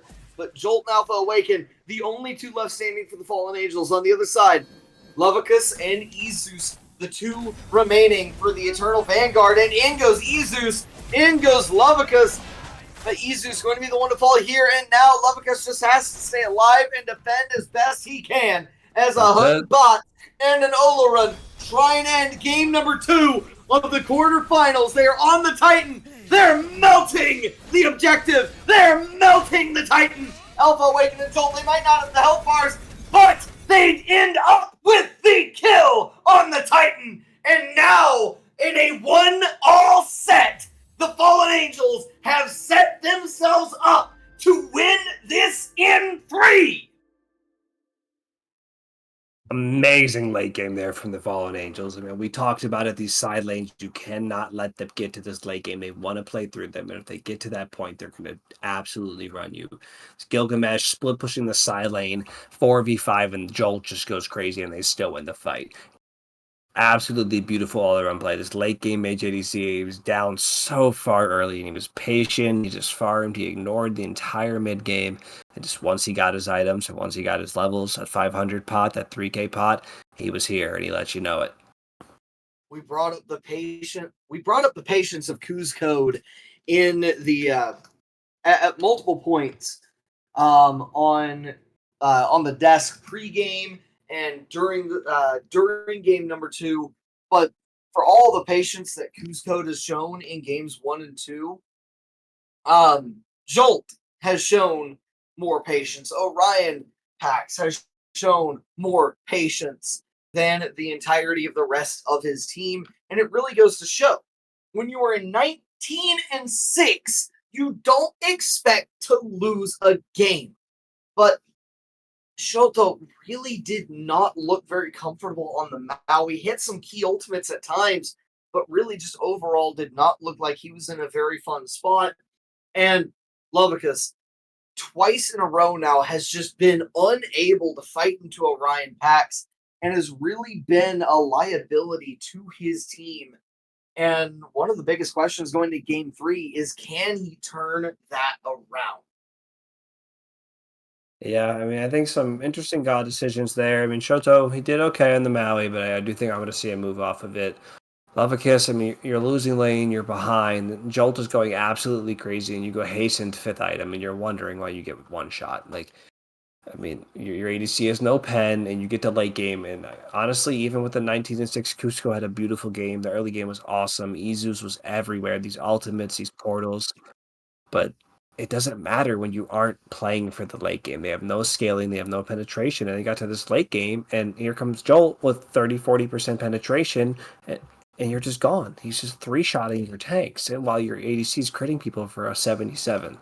And they sieged well, they put around the ults well, they split the map well, and they got the win they deserved.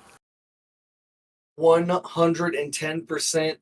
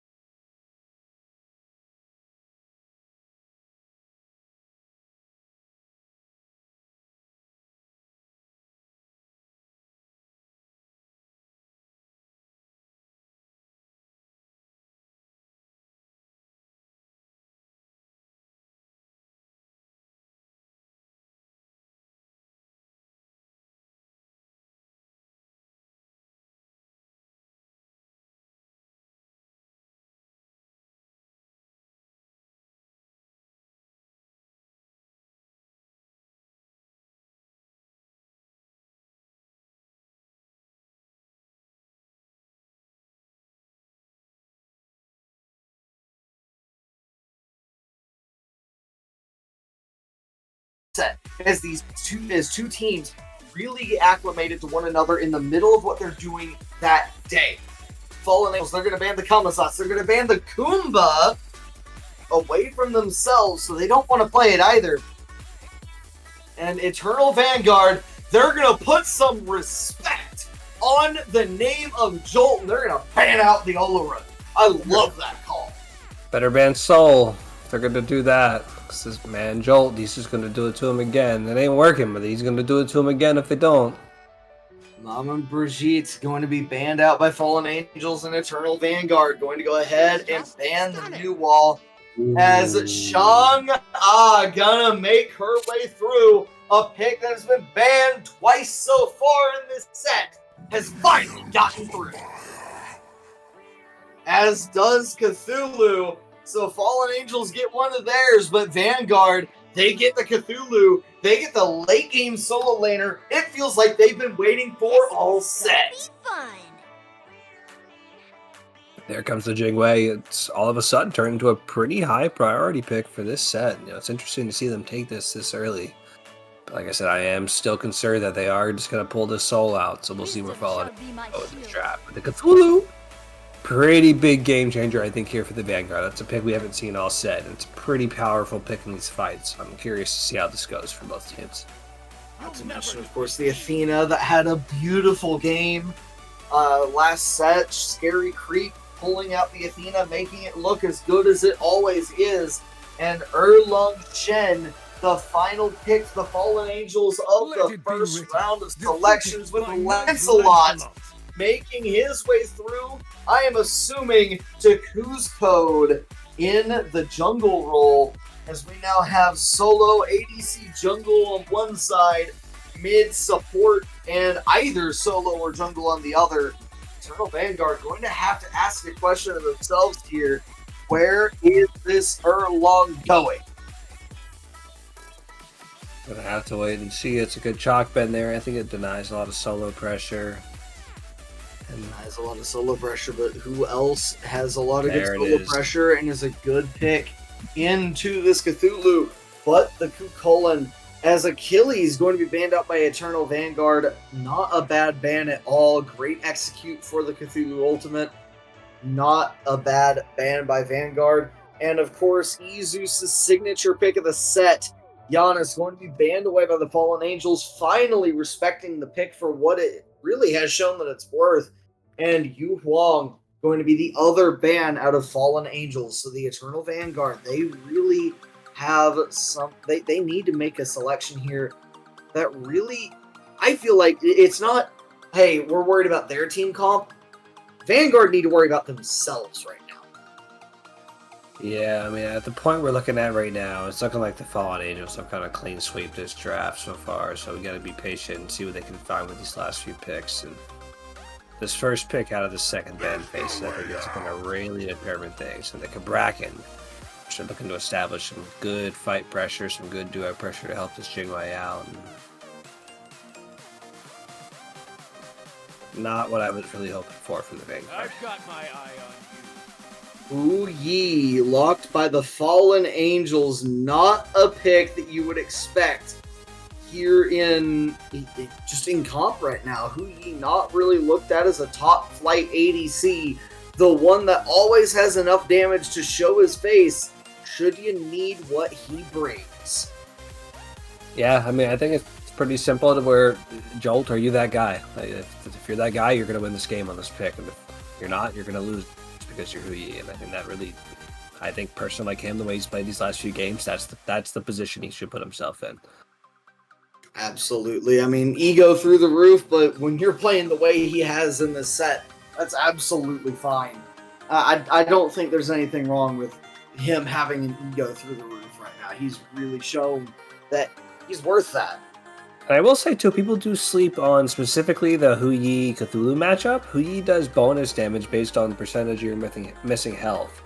And on the Cthulhu ultimate, Hui's 2 is going to actually really help him shred down this Cthulhu with the kin size, the pen items, and then just the bonus damage from that ability based on his health. So I do think Hui is one of the better characters for killing Cthulhu alongside Erlang, who's also going to be most likely having kin size or mannequins or something to help shred this god down. Alongside, of course, this Odin, who can trap Cthulhu in a cage where he can't heal either himself or his team. That's going to be a pretty big problem for this massive Eldritch Lord. My finest creation. As Vulcan going to be locked in as the final pick in this draft. Zeus on, from what I've seen, one of his signature picks. Giannis is one, Vulcan is the other, and we're going to see how that goes for him. He's been playing some pretty great games, and I'm just really hoping he's able to make that global impact that he was making on the Giannis, on this Vulcan. I think he's got a lot more ability to make bigger rotations with this Vulcan. He's just actually got to physically walk over there. He doesn't get that easy way in and that easy 1,000 damage coming over the wall. So I think if he's able to play the way he's been playing, they have a really good opportunity with the Lancelot to come back, and there's 3v3 in the mid lane in the jungle to play these Bull Demon Kings and really run this early game. But specifically with subjective secure, I mean, Chang'e has a decent secure, but your Falcon's got the best secure on the map at the moment, and at that point you can really take that 3v3 pressure and put it onto those early jumpers. I can't help but agree with you on that one. I mean, Vulcan just does so much damage. We talk about Hebwa as the god with 3 ultimates. Vulcan at times feels like a god where every single ability is an ultimate. It does so much damage. And he can be so slippery for what feels like no reason a lot of the time. Just a really good pick for someone who's really playing out of his mind today. Yeah, you mentioned slippery. I mean, I think that's exactly how Isus has been playing today. This Giannis has just been slippery. He's all over the place. He's difficult to engage, but he's there. Every time you think he's not, he's there. But when you go looking for him, he's gone. If he can just maintain using that passive with the movement speed, he's been going towards the Doom Orb pretty often as well. So with that movement speed built in and the Doom Orb, I think he's going to be able to continue that playstyle. 100%. One of the things I really want to see, not just out of the mid laners, but out of the junglers, is a bit of aggression. Obviously, Shang'e, well known for wanting to go Blink rather than Aegis as the second relic. But Vulcan, I feel like, definitely still wants to go, Blink Aegis. I mean, Vulcan plays that very backline kind of, I am a burst mage, I'm going to just artillery you to death.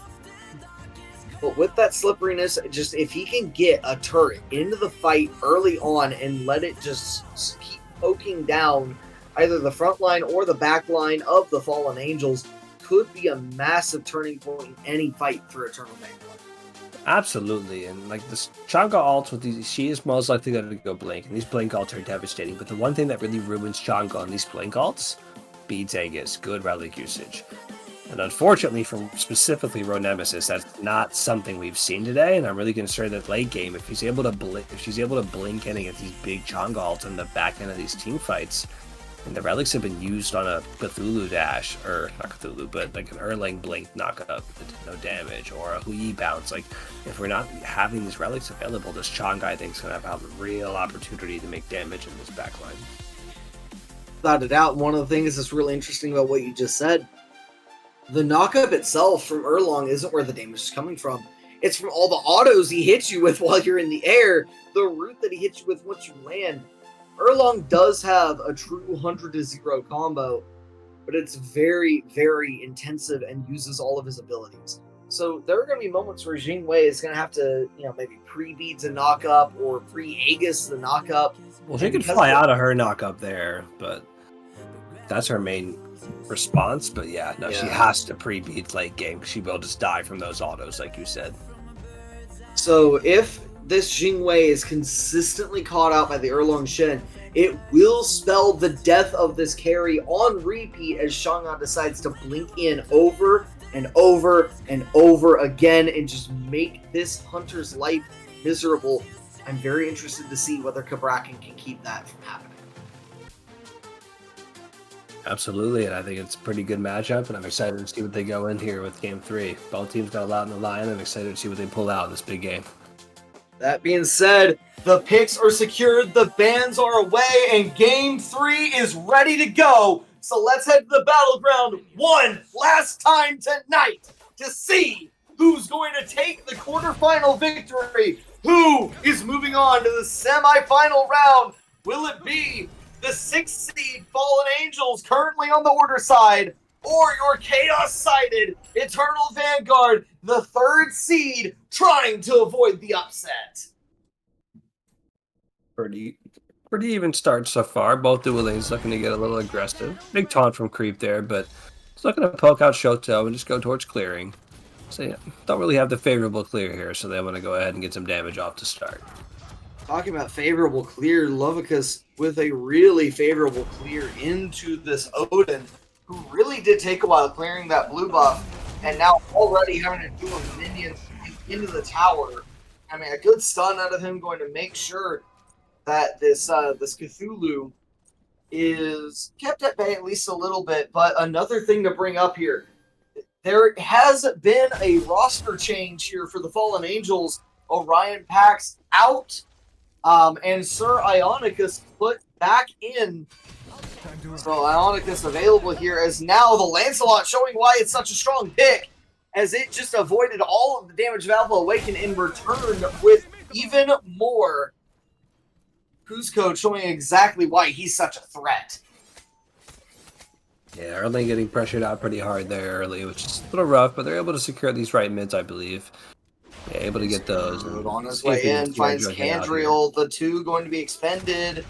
The knockup is there, the turret, and the Aegis used with Kuzco going to find first blood onto the Fallen Angels mid laner, and Sandriel, never mind, Jolt going to find a return kill for the Fallen Angels onto the support. Shoto apparently stepped a little bit too far up and couldn't get back in time. But back to that mid lane, that is a hard kill to get early on, as Candriel doesn't need necessarily all that much, just needs a little bit of space, and for that 2 to be enough, just wasn't quite enough there. Yeah, not able to quite get out there and give the first spot up to the jungler and the Lancelot, which is a pretty unfortunate scenario. Looking to get aggressive on this invade without his mana bar, but neither does Alpha, but I think he wins these auto trades if no one's have any abilities. If no one has any abilities, Alpha Awaken wins the auto trade, so Kuzco says, you know what, I'm going to use the ability that I do have to get away. On the other side of the map, Jolt off to a phenomenal 2-0 start in that duo lane, and putting Eternal Vanguard's duo at a 0-2 hole instantly.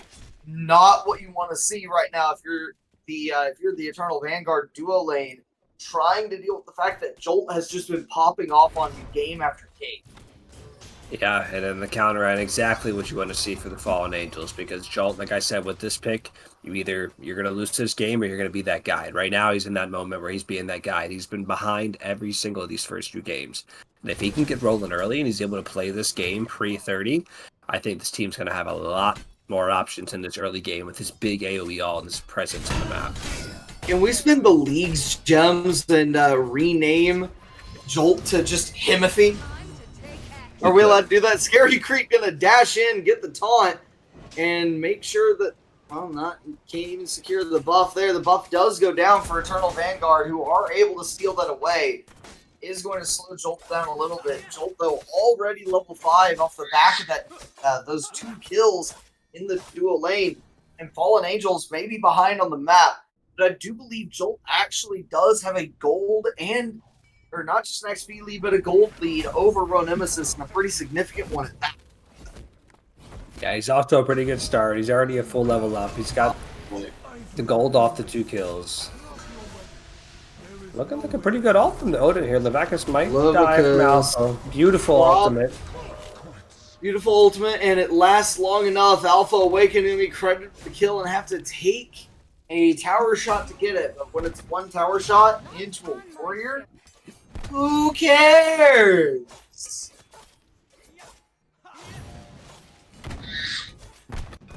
The Gold Demon King being looked at. Kuzco going to get stunned, but the ultimate going to be expended. Candriel in the middle of it all. The egg is going to be expended yet again. Cusco has to beads, but Defender of Olympus coming out. The Earth Shaker going to be dropped, and Candriel will fall. Izus with a beautiful rotation of his own.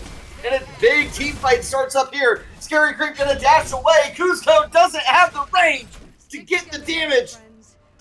And the turret not quite going to be able to get the kill either, as it hides out over there in the corner. Izus going to make his way back to his side of the map and just try and play it safe here. In the meantime, Cusco yet again stealing the jungle away from Alpha Awaken and just stripping more and more and more farm. This Erlong Shen is not a happy camper right now. And this is exactly what we want to see from the Vanguard. So we were concerned whether Izus would have the same map presence without this Giannis rotation ability. And we were not. No reason to be concerned. He's there. He's fighting. He's getting kills in the solo lane at 5 minutes. And I think that's really going to enable this team to have a lot of options early. I can't help but agree with you. And to be fair, that's exactly how Izus wants to play. That's just, as a player, that's what he likes to do. Alpha Awaken going to get the last hit from the blue buff. Jolt trying to get the stun, not quite going to get it off the double bounce. Ronan is able to avoid that. The taunt is good out of Scary Creep, but not out of Alpha Awaken. Izus able to outrun the jungler to get away from a taunt. Bro, going to be knocked up a little bit. The ult going to get dropped, but Jolt not going to be able to find the kill there. Bro, Nemesis is going to be able to run all the way back to the tier 2, make sure that they're not ganked, and get away safely. Xingwei, also one of the better gods in the game, for being able to avoid falling too far behind too easily. One of the best return to lane kind of passives or abilities in the entirety of Smite. With that, I forget what her passive is called, I'll be honest with you. But uses it to fly from fountain. Yeah, not sure on the specific name, but yeah, it's pretty strong, especially from behind, because you are just able to get the lane so much faster. You can defend your buffs faster. And then just there are 3 or 4 waves that you're going to catch throughout that early game that you just wouldn't catch in another character. And that's a good full level of XP, and it really helps when you're that far behind. You can die, but if you respawn in those 15 seconds, you're right back, and all you missed was maybe a shield buff, but you're still catching your waves, which really helps Xingwei play from behind. And that's really why a lot of people fail to expect how hard she can really be to put behind too often. And Shoto with a lot of damage from the Scary Creep going to force the Defender of Olympus out defensively. And honestly, that's exactly what you want to see. Don't let Scary Creep get the ults that he wants to get. Make him get whatever ults you allow him to use. As now, Eternal Vanguard are all up in the Fallen Angels jungle here on that solo side. They start to look for this Gold Fury on the other side of the map, but Jolt just completely dominating Row Nemesis on this left-hand side. Going to make it very, very difficult for this Xingwei to exit tower for a moment to go do that Gold Fury. Shoto in the area knows that the ADC on the other side understands that he's there, backs off, and we get a little bit of a breather for a moment. Alpha Awaken trying to seal this away. Shouldn't really add up to much over here. Cusco going to be able to walk away. He's burned by this jungler. So Scary Creep going to walk in, taunt in Lavicus. Alpha Awaken not going to be knocked up out of his Ocelot form. As Ionicus is going to find some good damage onto Lavicus.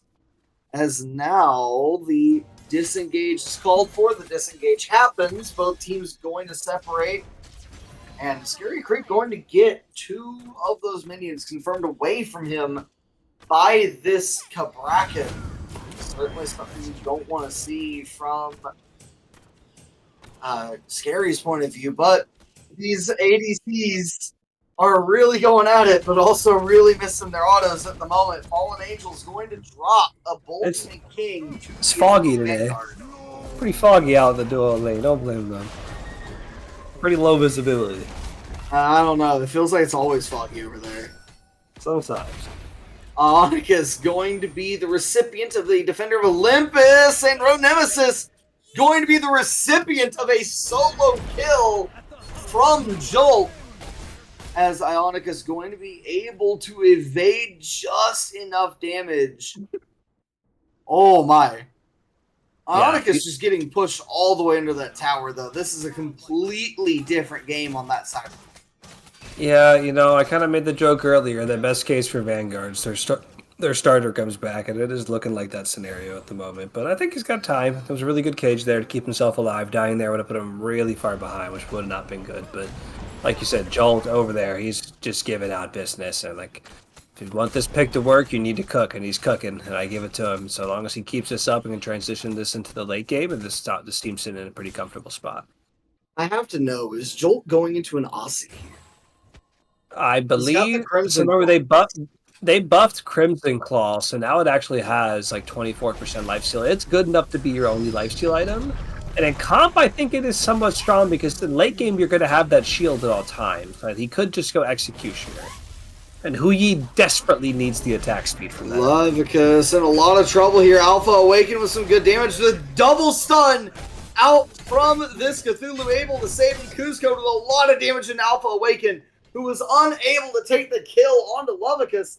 And one of the big reasons you take Erlong Jungle here is because of that % max health damage onto a target like Cthulhu, just unable to get that to work. Yeah, I just think a poor jump back in there. Like you don't have the damage to secure. Good beat. Code, why are you there, buddy? Why are you there, Code?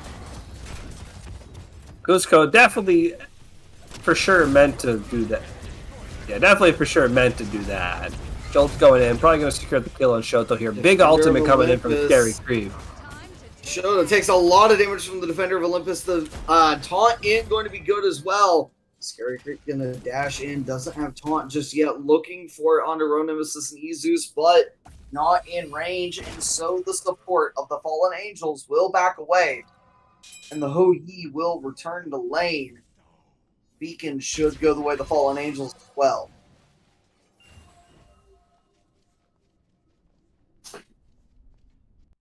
Either way. So much going on. Yeah, a little bastion action here. They're going to get this secured. Like Cusco's coming in from this side of the mid lane. Trying to see if he can deny that. Good blink from Cusco. Beautiful product from Scary to stop that aggression. Able to do half the health of Scary Creep, though. This, as a support myself, I do not like it when a support can do half my health like that.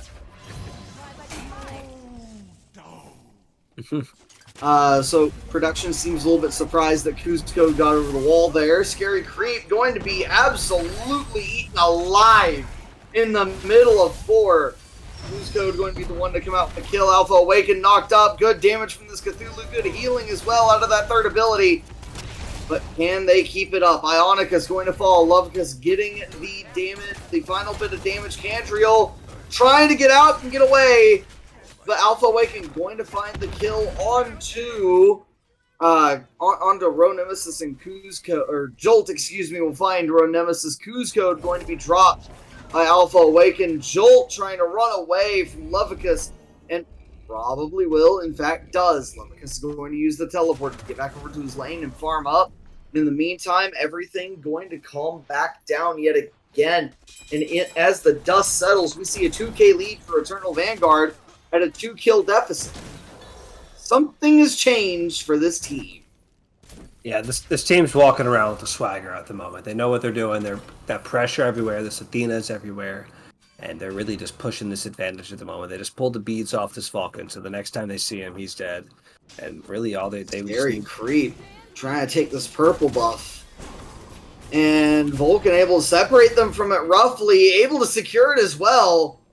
So making sure that they can't grab that. On the other side, Cusco able to find Scary Creep, but a taunt not going to get him off his horse. The ult is going to be good. Good damage out of Cusco. Jolt will fall. Defender of Olympus is used. but used in vain! And Kuzco will get the shutdown for his team. And they were already ahead in gold. Now 2,500 gold lead with a shutdown bonus.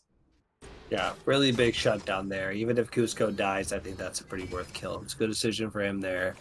They trade some structures, the Bull Demon King, and then, pretty good trade for them there. I think that's a way to get back into this game. Jolt is the person that has to die. He's 5-0. He's having a field day over there. He's soloing this guy in the back of his green buff. You got to slow him down, and that's the big kill there.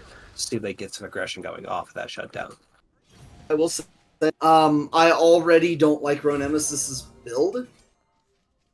Because if we're following the pattern from the last few games, there is no percent pen in this build outside of it. The issue I had mentioned, I was concerned with Jingwei because lower level players, they get tricked into being forced to build crit with this character, and they don't understand that that's not their role. You can crit without buying crit. You can buy one crit item as your final item and be fine. But you cannot be almost 20 minutes into this game without a single penetration item when there's a level 15 Cthulhu walking into mid lane. Level 15 Cthulhu walking in the mid, not to mention all the damage that's coming their way from said solo laner. It's now Shoto. A lot of damage thrown at him. Alpha Awakened will delete Cuzco off the face of the earth. Jolt going to be able to get away, at least for the moment. The 2, the 1, and Lovicus will get the kill on Jolt yet again. Ronemesis is going to fall, however. Alpha Awaken will find the kill onto Shoto, and Izu's going to put his ultimate down. But now it is 1v4. It is Izu's versus the world. Can he do it? The answer seems to be yes. Scary Creep going to ult in. Dash is good. Looking to evade the taunt. The knockup is good. Candriel just trying to be there to cut him off. But Izus keeps running. Izus might get away.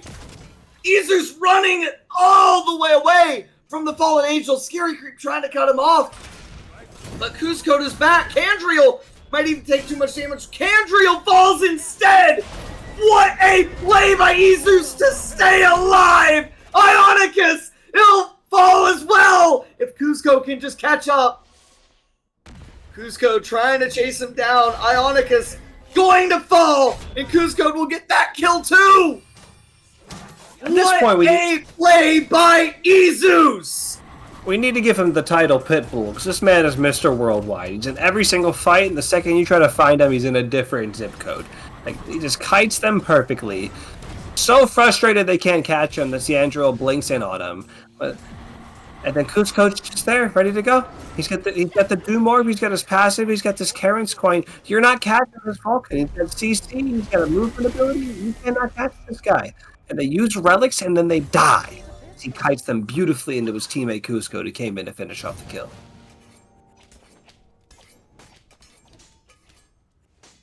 It's such masterful kite performance out of Izus. I can't say it enough. That was something else.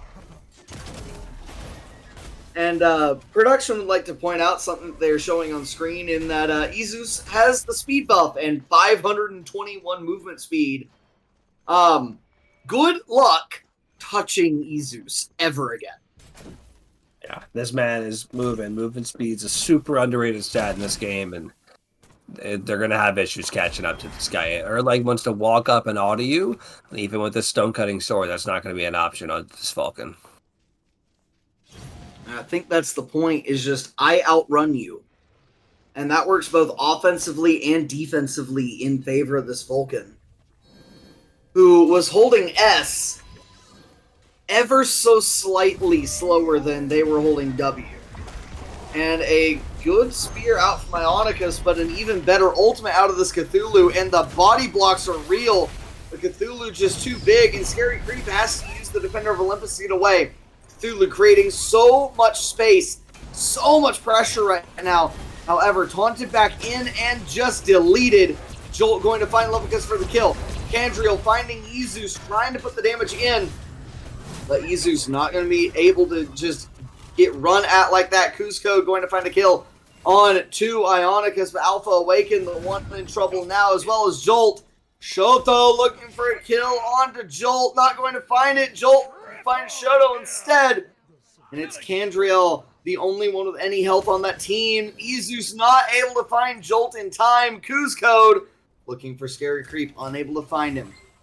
Candriel gonna go ahead and clear this camp. In the meantime, Izus and Code going to start on this Pyromancer, and Shang-A none the wiser. So Eternal Vanguard, they're gonna get the Pyromancer, they're gonna get the Pyro Bomb, but they drop 3 in the meantime and only take 2 from the Angels.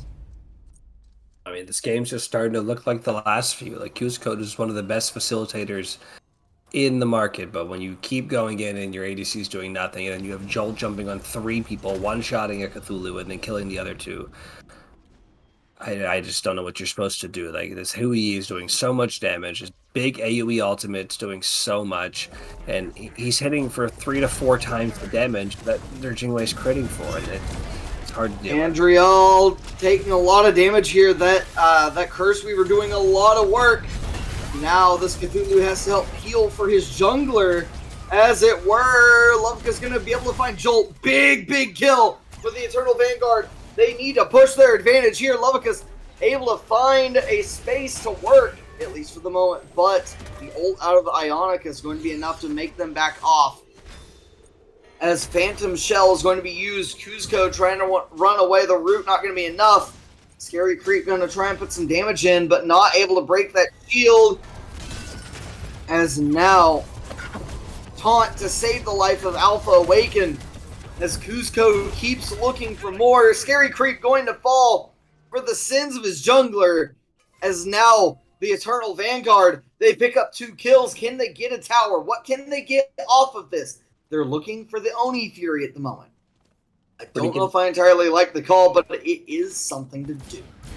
Yeah, I mean, they might not know this, but we can see there's no wards on the side of the map, which has been a common problem for both of these teams, but they have no idea they're on this objective.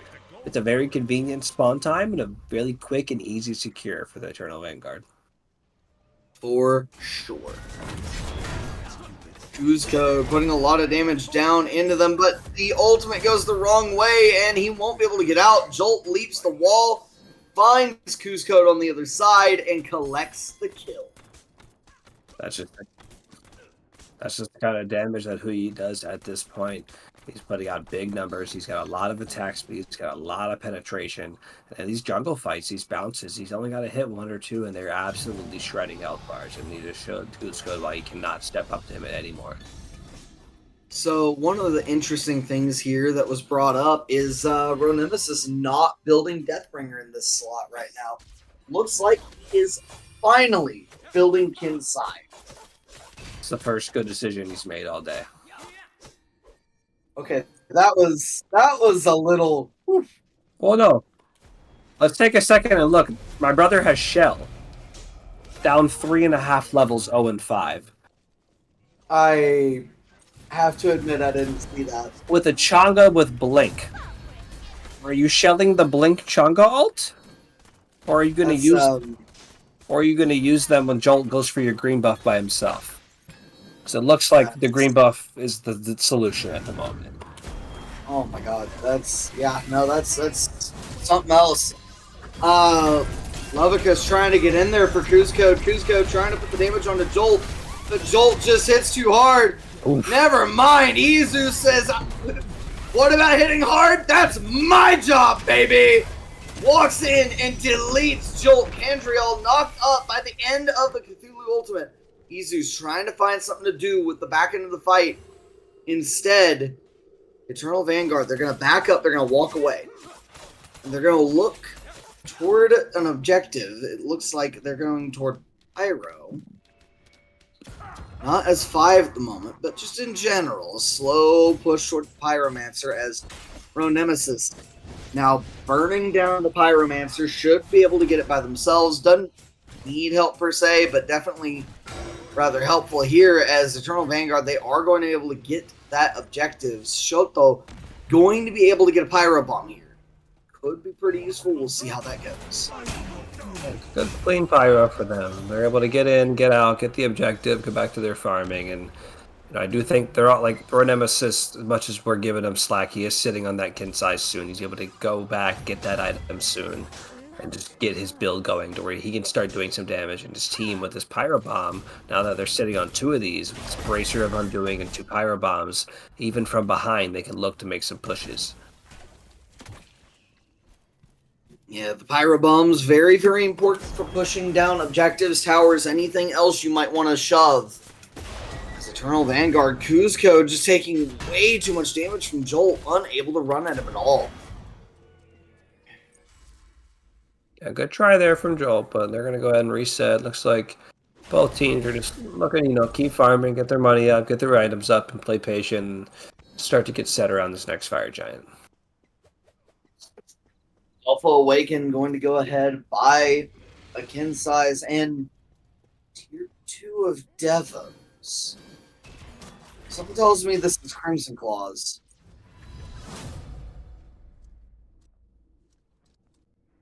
On the no, I do believe he went Bloodforge before. Bloodforge has movement speed on it naturally, and Bloodforge also gives you extra movement speed on kill. A lot of junglers like Kuzco this game have been going this Bloodforge in these 4th or 5th slots just for the power and that extra movement speed. So I do think that might be the dash in from Kuzco, going to be able to get him out of dodge. Good ult out of him, but Ionica's trying to hunt him down. Candriel able to find Nemesis, and the fight is being pushed. The Defender of Olympus going to get used to save the life of Jolt. Jolt trying to keep him down, but Levica's able to find the kill anyway. Scary Creep not able to do enough against a Cthulhu in the descent into madness. Alpha Awakened, however, says, hey, all that health you have, who cares? I turn it into your damage. And Alpha Awakened now chasing people down. Trying to chase down Kuzco, but good luck chasing down the horsey. Engagement there for the Vanguard. I do know it goes too long. Kuzco able to secure the objective, able to dash away a little bit as well, but can he get away from Alpha Awakened without a speed buff? Alpha Awakened going to be running him down. Kuzco with nowhere to go. Up, down, good route, but not going to be enough. Candriel credited with the kill, and probably was not worth a purple buff. Yeah, but we do see the Changa ult come out here at least, so they do have an opportunity to fight into the Skull Fury. So Oracles are going to go down for the Fallen Angels here, so they'll have that vision control. Both teams have a ward on the objective itself. It looks like they're going to reset and get ready to put themselves in a better position for these objective fights. And a good idea for them to be doing that. They have a support 3 levels down on a Kabrakan, and Jingwei 2 levels down to a Puyi. This is a lot of damage that they don't have, and a lot of sustain that they don't have, that the Fallen Angels just do. Yeah, no, they're a little behind, but they're finally getting their items going. So this Jingwei's at a point where her damage is pretty relevant. The Rage, I think, at this point in the build is going to help her a little bit with the splash autos. But if you're looking over on the Vanguard side, they got some really good sentry ward control on this right side of the map, this middle side of the map, and they're in a pretty good position to start looking for these fights around this fire and see if they can get something going. Even though Scary Creep is in a pretty opportunistic position right here in the mid lane. Opportunistic, or is he getting gone on? Shoto going to be stunned out and taunted instead of stunning out Scary Creep. Takes a third of his health and damage, and Scary going to be the one allowing him to reset. Shoto trying to keep some presence, trying to be there for his team. Ionica's going to get rooted out by this Cthulhu. His shield going to go ahead and be dispelled. As now, Kuzco going in, unable to find the kill onto Alpha, but will find it anyway with the help of the ultimate. Now Jolt going to be the target here. Ult out of Jolt is good. Great damage output from Jolt. Takes a lot of damage, does Kuzco, but will find the kill. And now Candriel trapped in the middle with him. Shoto going to, not Shoto, excuse me. Ro Nemesis is going to be the one to find the kill. Kuzco on the other side going to find a speed buff. And the Fallen Angels will find themselves 3 members down while the Eternal Vanguard go and pull a Fire Giant. Not looking good for the Angels at that moment. They get all 3 of their damage dealers dead. Hulu's got the only person able to steal this busy. And Odin's not even trying to make an attempt on this, so they're going to get this Fire Giant pretty cleanly. And I just think a great fight for them, but they're going to get the reward for it. Hopefully they can go ahead, reset, and be able to siege and clear the set out. In fact, Eternal Vanguard making a beautiful call here, holding on to the Fire Giant, waiting for it to turn into Enhanced Fire Giant. It might kill Shoto first, but just by the skin of his teeth, able to stay alive there. The skin of that passive. Kabraken's passive, one of the best in the game, not just for himself, but for his teammates too. 5% mitigation, can't pass that up. No, it's pretty helpful. Like, small numbers matter, especially when you've got these really big, important buffs with the Fire Giant going. And one thing to see is that as much as Eternal Vanguard is in a really good spot here, they're able to siege and push. This Kabraken is still 3 levels down on this Athena, so he does really need that extra mitigation and this Fire Giant buff to keep him alive. Not to mention, of course, that he has the Bewitched Dagger second item, so he is missing a lot of procs. And in total, his items are giving him, let's see, 50 plus 15, 65 procs from items outside of the Embrace passive. He just is really, really, really squishy right now. Yeah, I mean, he's at the point where if Jolt gets to him, I mean, he's going to hit him harder than he's going to hit a squishy. And it's like grabbing a horse. Trying to run down Jolt, able to get some really good damage down, but the Defender of Olympus going to get used. Cusco going to ult out. And so that is a big ultimate down from Scary Creep, and I believe, no, Candriel did. That's also the Shang-A ultimate down on the other side of the map. This team can't get back fast enough. Fallen Angels cannot get back to the side of the map in time. No. And that will be a tower down for the Eternal Vanguard as the Fallen Angels completely overcommit to that left lane. Yeah, no, they just got caught out. They came to save Jolt, and that's a correct decision. Jolt should have gone in there. He wins that, but Cusco just buys enough time to where his team's just able to make things happen on the other sides of the map. And now they're down 2 towers and 2 ults. And a very big 2 ults. Defender of Olympus, one of the bigger ults in the game for saving your team. Scary Creep trying to do what he can without it. The taunt going to be good, but the beads are going to be even better out of Cusco, as tower is going to fall here. And Eternal Vanguard really just running it down right now. Running away with this gold lead. So much has been done by them on this Fire Giant. And it really is incredible the turnaround they've made from losing game 2 to being down in the mid game here in game 3. And they're now ahead 10,000 gold heading into the late game and team fight stages of this affair between these 2 teams. Might I remind you, whoever wins this game is going to move on to the semifinal round, and whoever loses this game is going to be eliminated from the playoffs. Should go without saying, but not always apparently. Candriel going to go ahead and clear this mid wave. And we're reaching an all-important point in this game. Any one team fight can decide this matchup between these 2 teams at this point. We've been talking about the late game stages, the team fight stages of this matchup all game long, from the desk all the way through here. And Aloyde, we have a moment.